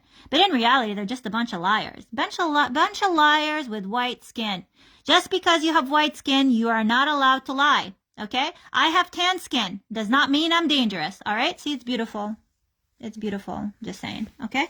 Right. So let's continue. There. Oh, they're definitely there. All you had to do was ask.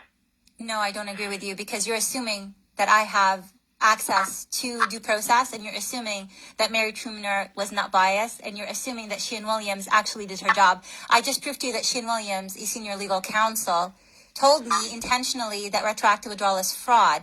So you're asking me, you're literally telling me that that same person is somehow not going to mislead me during this actual settlement. That's not truthful. Also, Mary Trumner withheld that she has family that works at the University of Waterloo.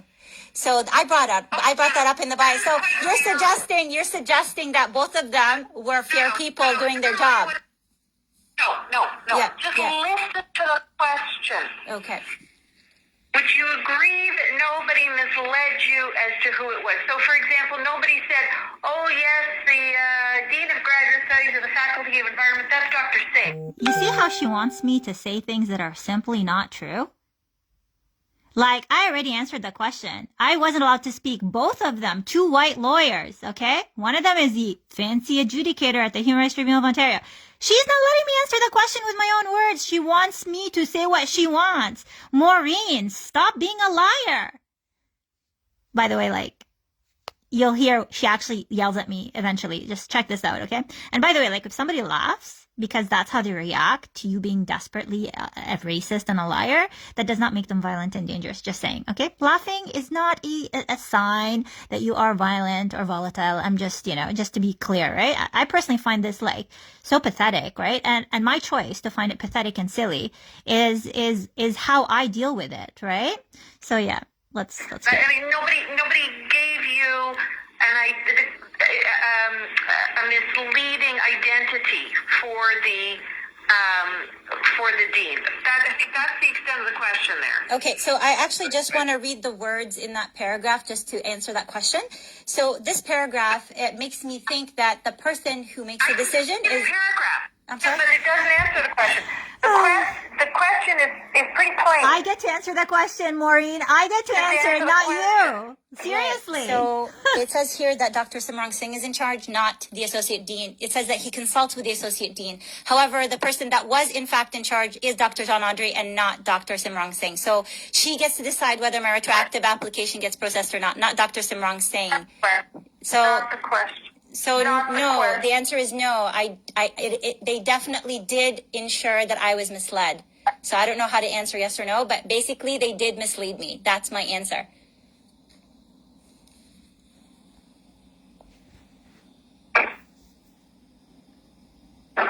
They paused.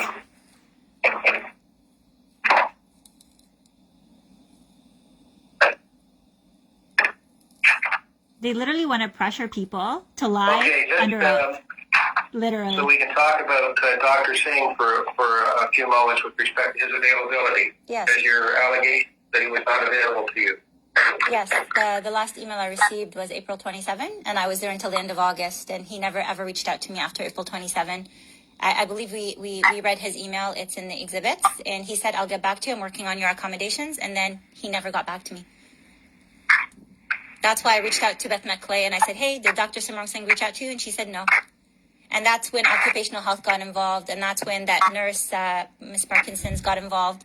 So that's evidence. So I'm just going to let you know that I've already provided the evidence for this.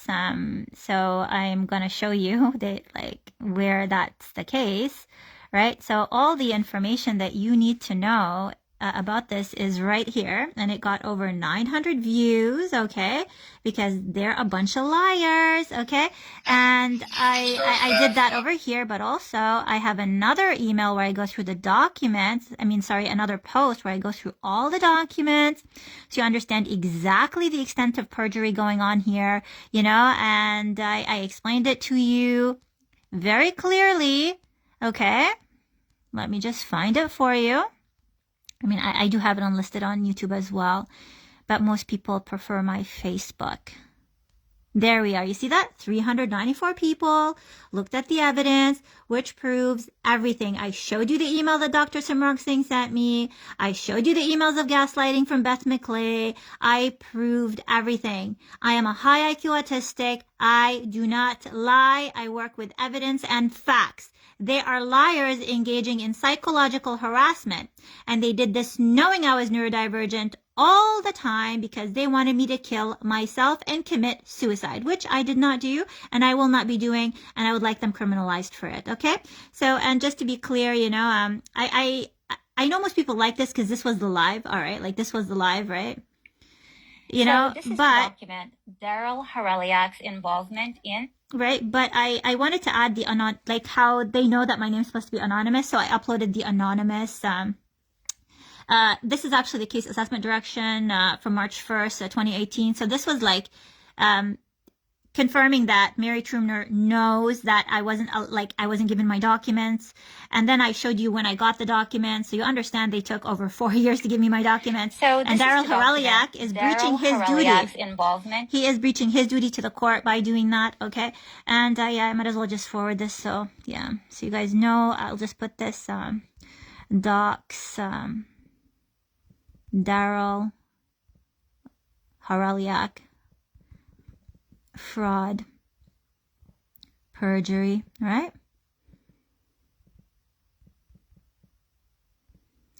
Yeah, so you can just check it on my, Facebook. But I want you to hear when she starts yelling at me. Evidence that, yes, he was not there. Now, I have my own theory about that. I believe Dr. John Andre basically prohibited him from talking.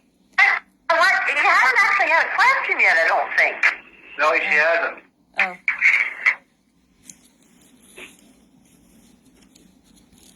This is why they need neurodivergent adjudicators, because neurotypicals like that are rude and disrespectful. The first email that we have in the exhibits is at Exhibit 32 from Dr. Singh. Exhibit Let's take a 32. look at that. 32. Yep.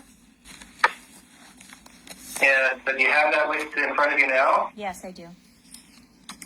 Okay, and it's dated April 11, 2016. Yes.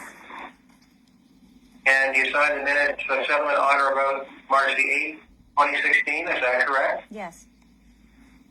So we're now looking at a gap in time between those two dates, which is approximately 5 weeks or 6 weeks, correct? Yes.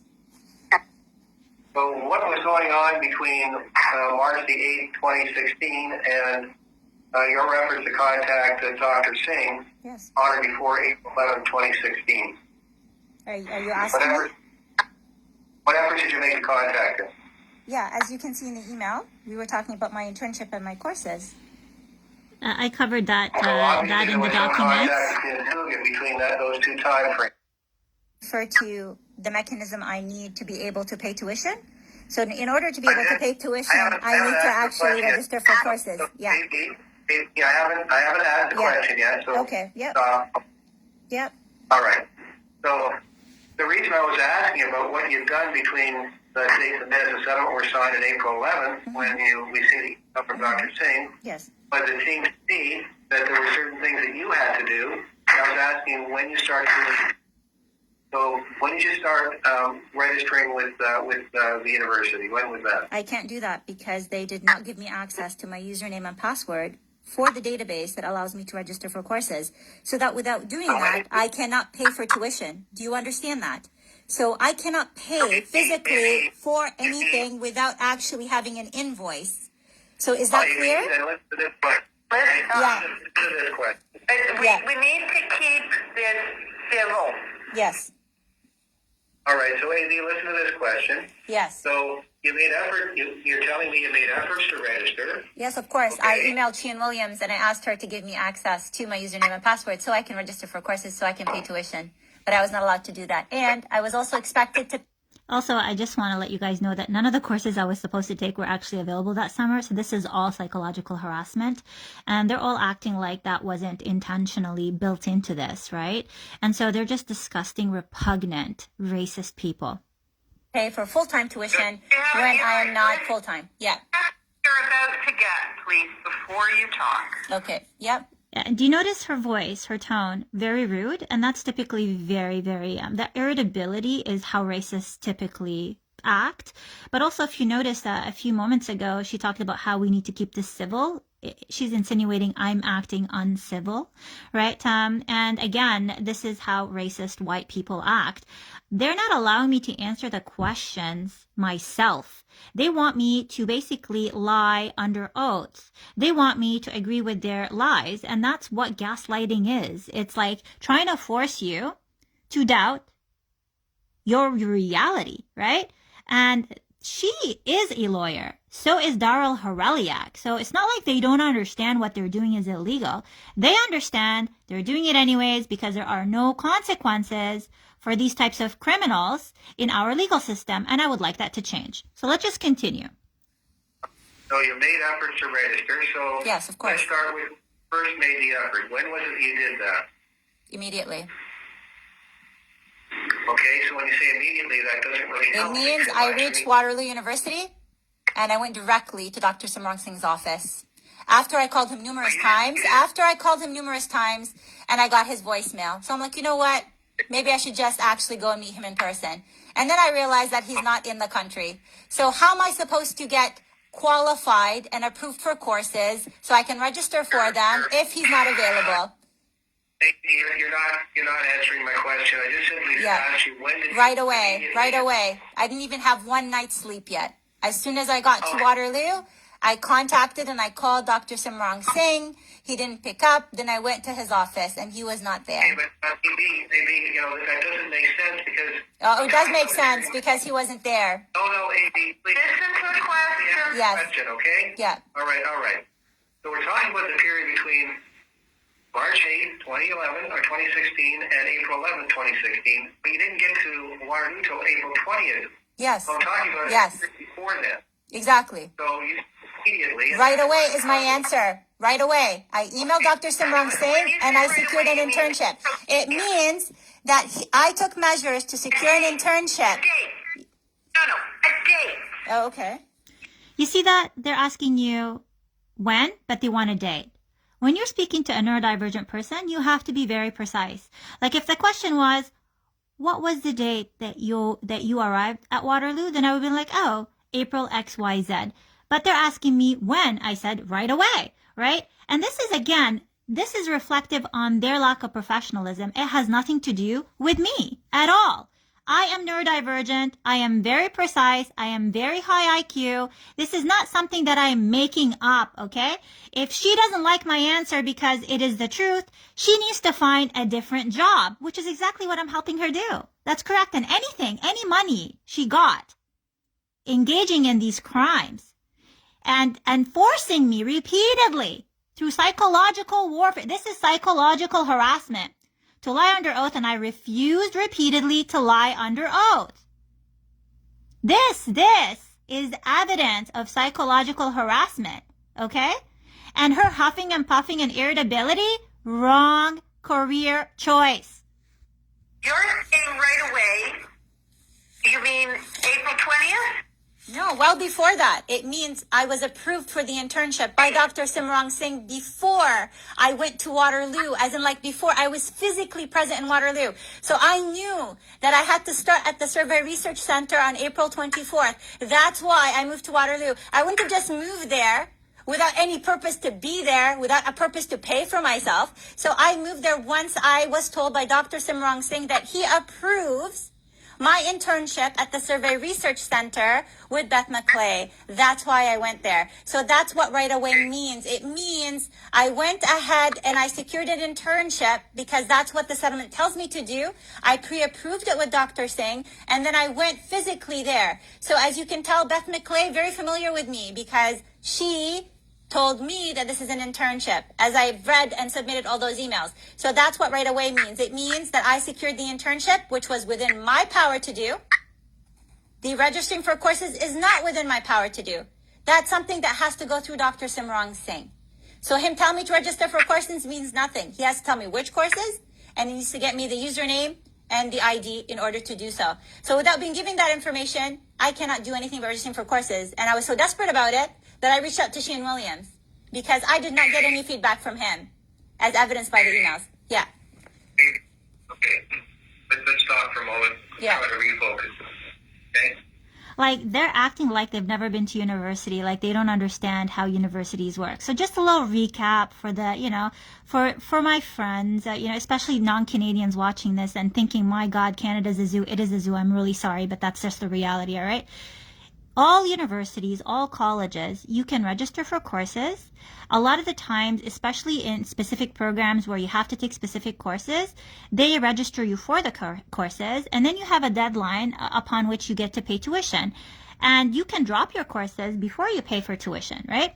They wouldn't let me sign up for courses. They wouldn't register me in the courses, but they wanted me to pay them full-time tuition fees without actually being registered in anything. They just wanted to recoup all the money that they gave me because they are fraudster, liars, and thieves, okay?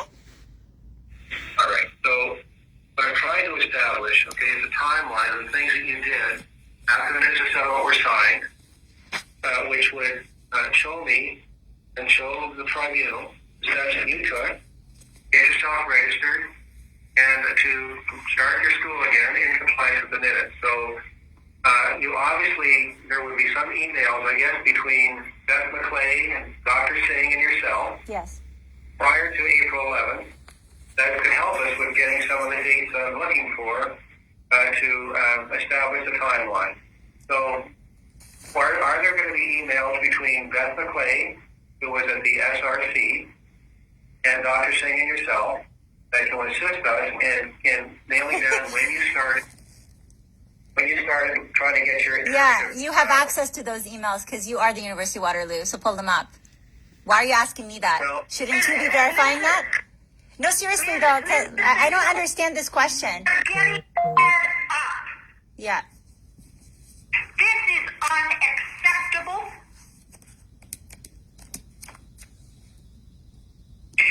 civility is a minimum requirement.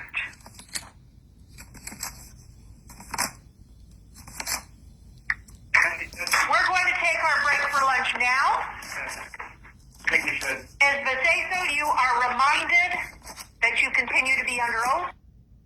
Yeah, that's how ridiculous. So, Maureen Doyle, sweetheart, okay? I can repeat those things to you right back, honey. You are under oath. You are a liar. And you will go to jail for perjury, okay? Whether I live or die, this evidence is forever. It left Canada.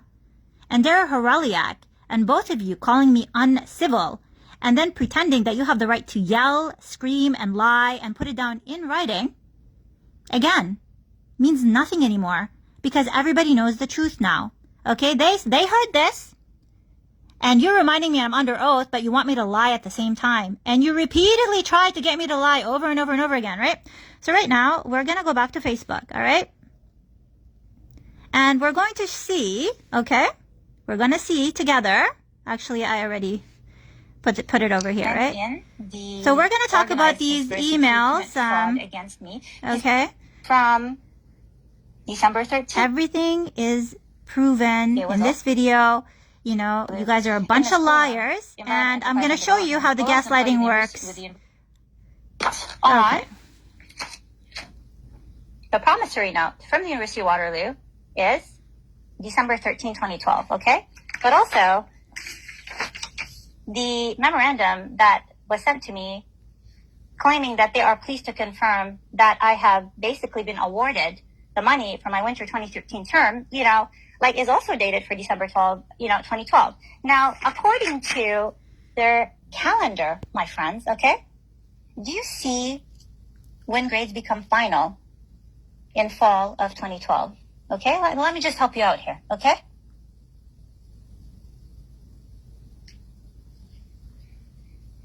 December 13, 2012 to January 8, okay?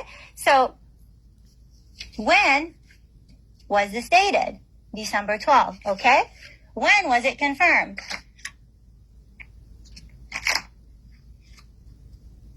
It was also confirmed December 13, which is the day after, right? Okay. And did it hold true many years later? In 2018? Absolutely. Is it documented? Yes. Winter 2013, fees arranged in 2018, all right? And then we look at when they informed me that I'm not welcome to be in the program, January 14, okay? They engaged in fraud. They defrauded my grades. So this is very clear evidence. But Maureen Doyle, the Caucasian lawyer woman, the appointed adjudicator, Her Royal Majesty, the one who's held me hostage for over 10 years now, right? Thinks this is confusing. Daryl Horeliak is confused why I am asking for the settlement breach. Mary Trumner is confused why I even want to do my master's degree. Well, obviously you don't want me to do it, and you're engaging in fraud. And now you're smear campaigning me online because you're that invested in me never being able to finish my PhD. Why is that? Okay. Also, it doesn't even stop there. Okay. 5 years to get access to my documents. These people don't care about facts. Do not trust the University of Waterloo. They have no integrity, okay? And when I went back to the University of Waterloo, remember in my last hearing where I was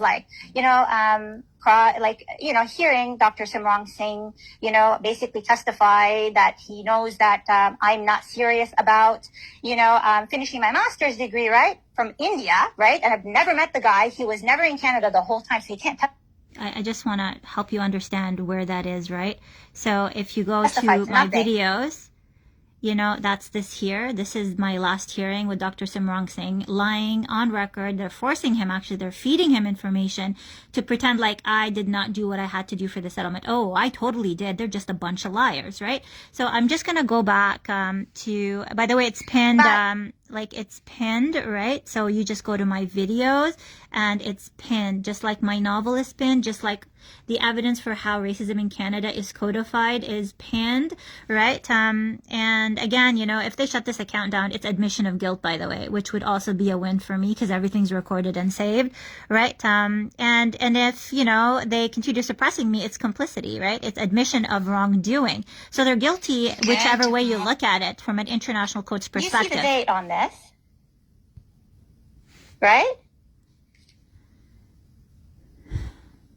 This letter confirms the employment of Ola Baseeso at the University of Waterloo in the School of Environment, Enterprise, and Development. Ola was employed with the university from September 1, 2012 to December 31, 2012 as a full-time graduate teaching assistant. She was also working on a casual basis from April 2016 to July 2016. Again, you know, do you see this, right? Right? This was supposed to be my internship. I signed the settlement in March 2016. You know, March 2016 to April 2016, that's barely a few weeks. I was extremely, and I still am extremely dedicated to finishing my graduate education. And they don't want me to.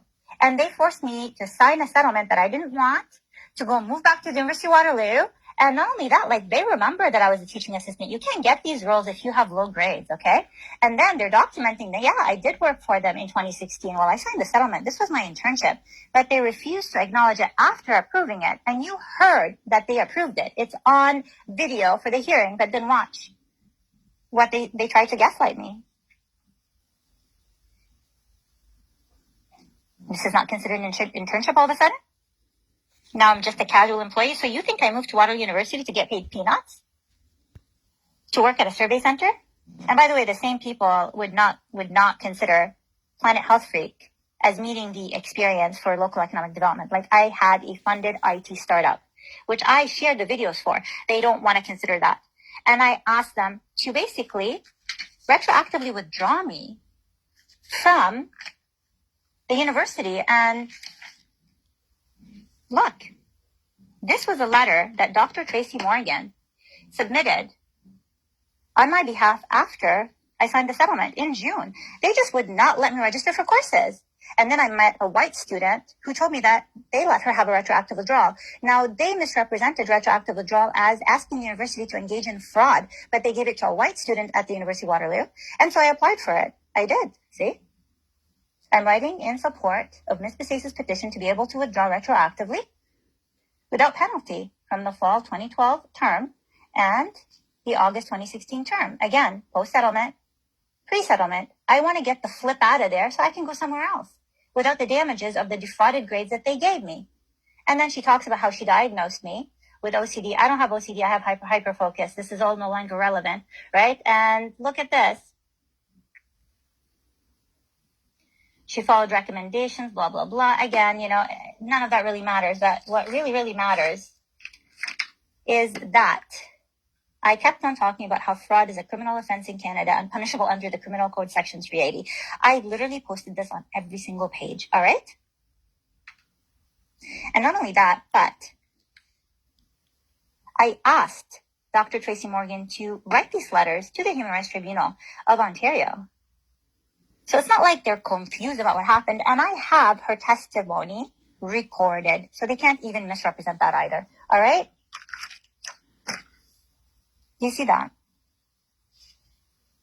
I am writing at Ms. Baseeso's request to provide a briefer version of a letter that I addressed to you, dated July 29, 2016. She requests that I focus on retroactive withdrawals in this letter.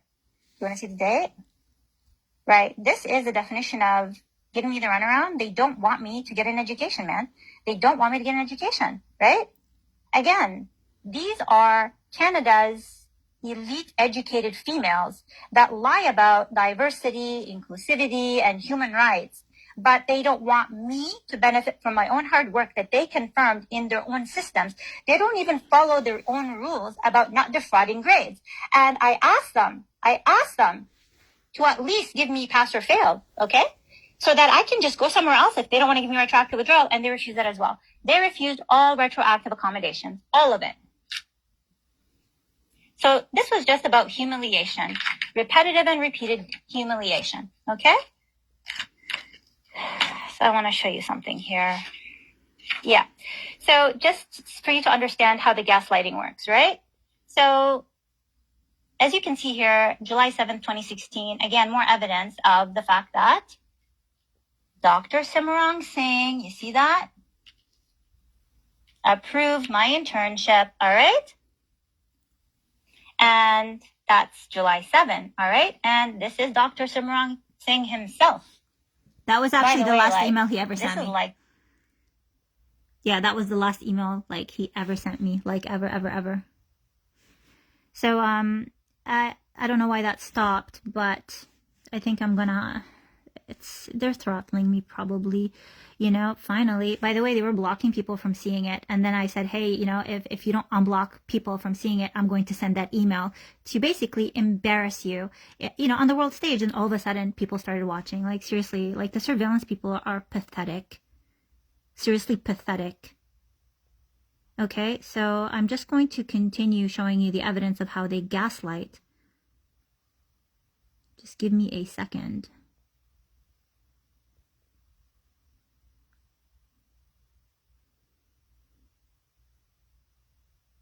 Oh, that's what I was looking for earlier, 183 views, because it's evidence against them of fraud, yeah? So that's why they probably suppressed it. Only 183 people heard how an actual, you know, hearing goes, like when a bunch of lawyers keep lying and calling you uncivil and like literally screaming at you. You know, it's just so much like psychological warfare. And I laughed, and they didn't like that I laughed. Well, yeah, I find you freaking hilarious. You're so pathetic that you're hilarious. I literally find you hilarious. This is why when I'm stressed, I dance, okay? Like, just getting mad doesn't really, like, suit my I don't really get mad. I just dance, you know? Or I go frozen, or I just, like, zone out, you know? Sometimes I cook. Actually, did I cook? Anyways, just give me a second to find the rest of that gaslighting evidence.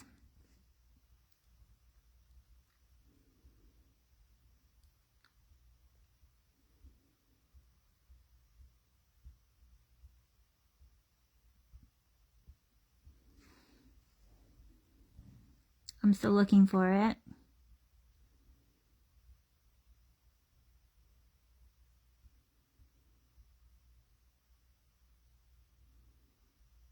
It's such a sad reality.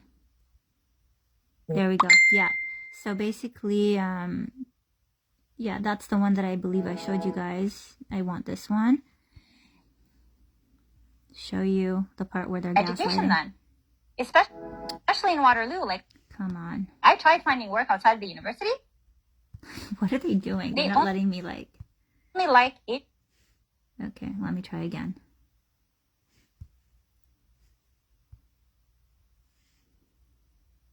None of that really matters. That what really so I You want know what? I really want to show the Asians gaslighting. and whites. Hold on. the educated ones. So how are the non-educated ones thinking? And these people are friends. Okay, all these people to the student residents that people are engaging in racism and PhDs. Getting a little bit excited there.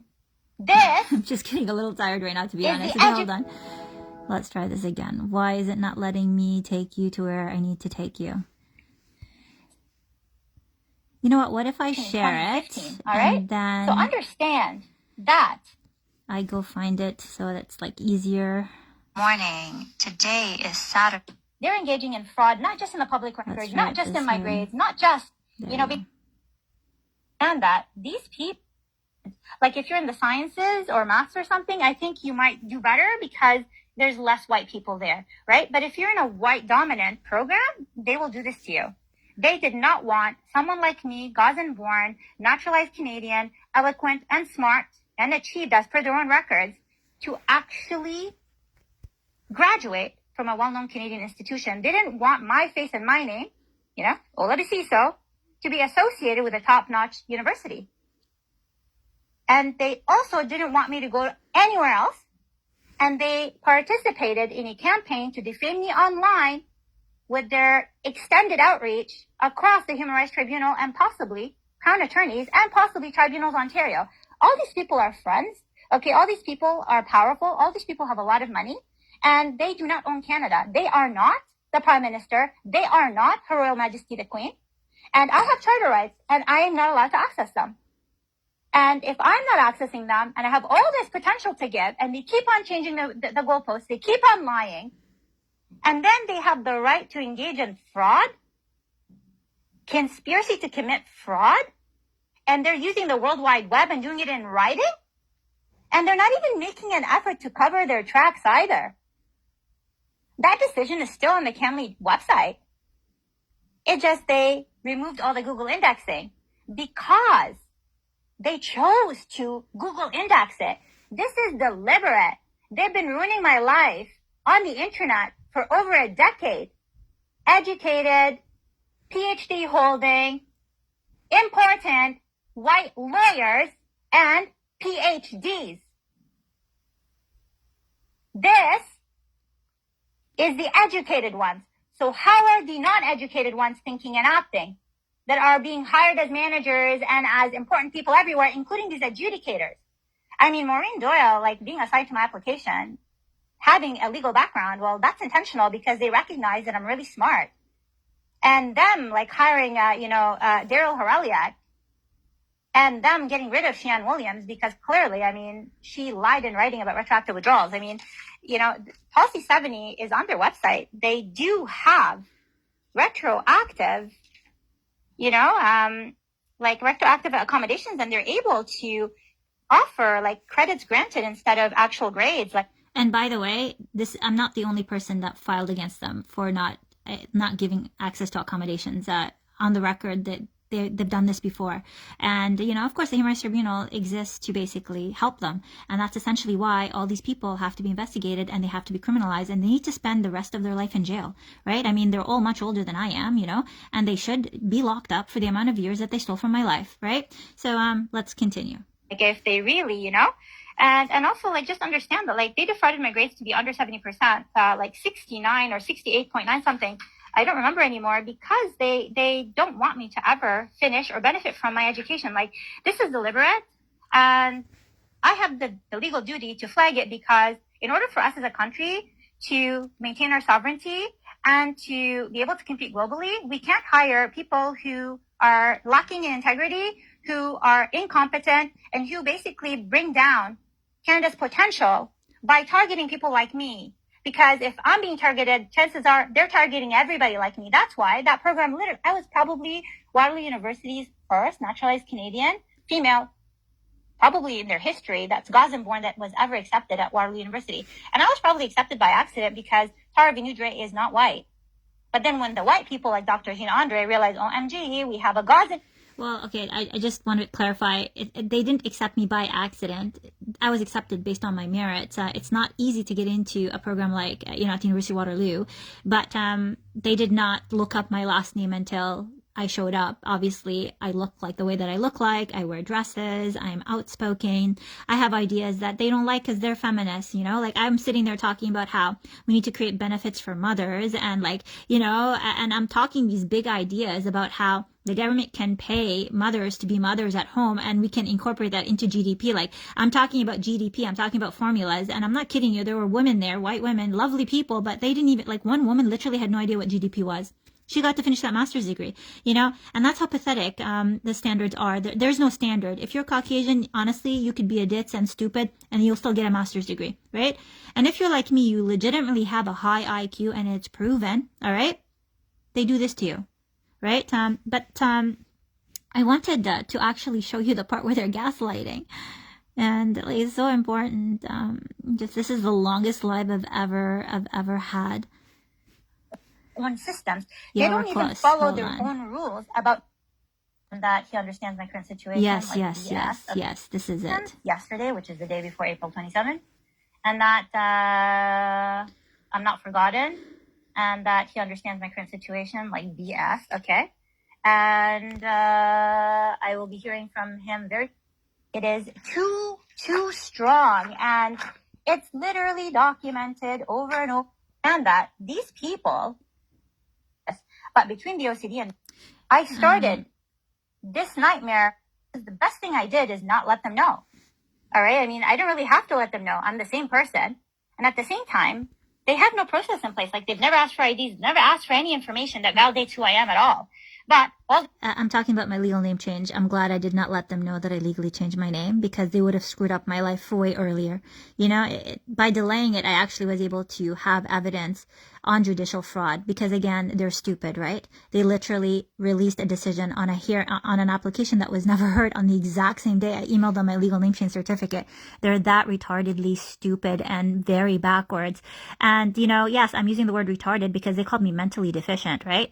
I mean, if all of my intelligence that captured them, okay, with indisputable evidence, okay, you know, it is the equivalent of being mentally deficient, well, then maybe they're retarded. Because if mentally deficient looks like me, what do they look like, okay? And I say this as somebody that does not consider being autistic a disability, okay? But they want the world to think that I'm retarded. You know what? If I'm retarded, I would rather be retarded than smart like them, okay? But I'm not retarded. And also, if you are born retarded, that's not your fault, okay? And the normative approach to interact with people who have, you know, retardation is to be kind and compassionate to them. It's not to make fun of them. We have these white-collar, ridiculously, educated white people at the University of Waterloo literally creating textbooks, insulting me, knowing that they have to anonymize my name in the public record. They're not even involved in the decision that they had access to, that they published on their website with my full legal name. Okay? That's how disgusting they are. the document and all the evidence has this name. Okay? So I consulted the HRLSC, the Human Resources Legal Support Center, when I would need to give them my legal name change certificate, and they told me before the application ends. And that's what I did. And that was the best thing that I did, is withhold it, because it's how I was able to understand that these people are not, these people don't have any integrity, okay? And this evidence is available right here. White man lawyer, the same man that would not let Dr. Simrang Singh testify with his own tongue. The same man that you all witnessed literally forcing Dr. Simrang Singh to basically lie under oath. The same man is lying every time he publishes anything because he provided me with this. The dates and the information and everything is consistent that these people are engaging in racism because I was the only naturalized Canadian that was accepted in the cohort. I asked for a reduced course load because the anxiety was off the charts the whole time I had high IQ autism, which was, it used to be called Asperger's. And I didn't know how to explain hyperfocus. I thought it was OCD. All right. They even thought it was OCD. It's a very common misdiagnosis. But between the OCD and the anxiety, they refused to give me a reduced course load. And they even said that if I got a reduced course load, they'll take away all my scholarships. But how am I going to pay for my education then? Especially in Waterloo. I tried finding work outside the university. They only like Asians and whites. That's it. If you're not in one of those two categories and you're not a teaching assistant, good luck. I mean, that was my experience, and I would literally go to Starbucks, and I would go to the student residence, and I'd ask them if they were hiring. And then they would refuse to take my resume. And then I'd come back a week later and there's a white person there. And then I would literally talk to them about it. So they definitely are 100% racist. No, they would have hired a white person there and refused to take my resume is what I meant to say, But that's, just how it rolls. And because it happens often, you begin to put the patterns together.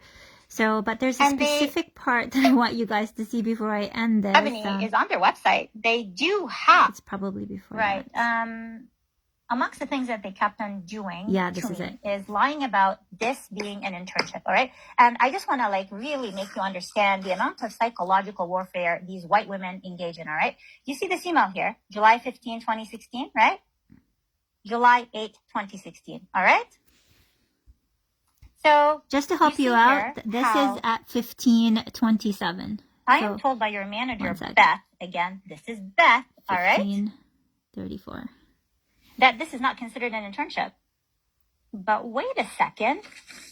This is what Beth wrote. regarding your internship. Yeah, but they're calling me mentally deficient on the internet? Or is that what they tried to create but didn't succeed? Like I said, the evidence is startling. It is too... This was just about humiliation. Let's see Repetitive that and again. repeated humiliation. Okay? So I want to show you something here. Yeah. So just for you to understand how the gaslighting works, right? 1414.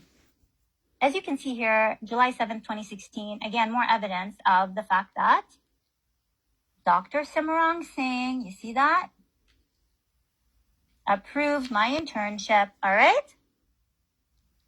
And that's July 7th, all right? And this is Dr. Simran Singh himself. By the way, like, this is like the last email I ever got from him. I don't think I have any other emails whatsoever. So he said that he's been discussing my accommodations yesterday, which is the day before April 27th, and that I'm not forgotten. I just also want to bring up the fact that it's like today, is April 30th, right? So do you remember what I posted on April 27th? Yeah, exactly. And that he understands my current situation, like BS, okay? And I will be hearing from him very soon, and I never did, okay? Right. Amongst the things that they kept on doing to me is lying about this being an internship, all right? And I just want to like really make you understand the amount of psychological warfare these white women engage in, all right? You see this email here, July 15, 2016, right? July 8, 2016, all right? So you see here how I am told by your manager, Beth, again, this is Beth, all right? That this is not considered an internship. But wait a second. This is what Beth wrote. Regarding your internship. Yeah, but they're calling me mentally deficient on the internet? Or is that what they tried to create but didn't succeed? Like I said, the evidence is startling. It is too strong. And it's literally documented over and over and over and over and over again. Like literally documented, okay? Literally documented. All right, so I think that's a lot for today.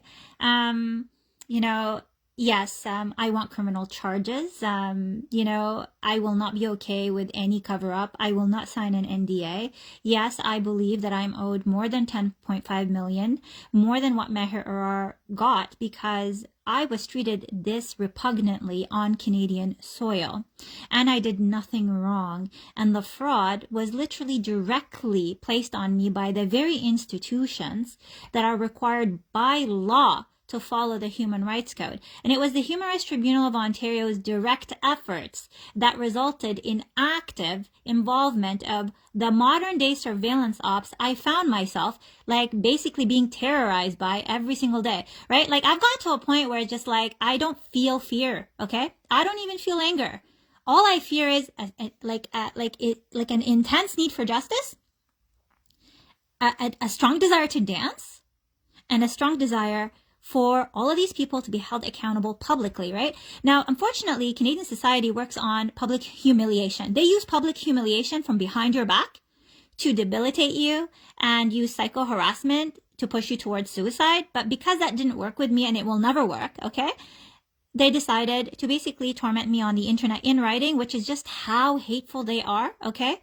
And now that I'm exposing it, I don't appreciate being suppressed by the Canadian government when I've tried repeatedly to ask them to basically address this issue. And I'm not the only person impacted by this, because the Human Rights Tribunal of Ontario has dismissed over 93% of racism applications. Why are they being paid to continue breaching all of our charter rights? Because this is how the people in power stay in power. And this brings other questions into consideration, like, how expensive is this fraud, And are they going to stop harassing me and everybody around me now that everybody knows the truth? Do they really think that people abroad from, not inside Canada have not seen my content yet? Do they not understand that they have to start making arrests very soon? I hope they do. Anyways, I love Canada. It's a beautiful day outside, lots of sunshine, and yeah, I need a break. But thank you so much for taking the time to hear this all the way to the end. Please make sure that everybody that you know knows about what's going on. It's the only way for us to protect our charter rights, to protect our country, and reclaim it from all of these criminals in our judiciary. Have a great day. Bye.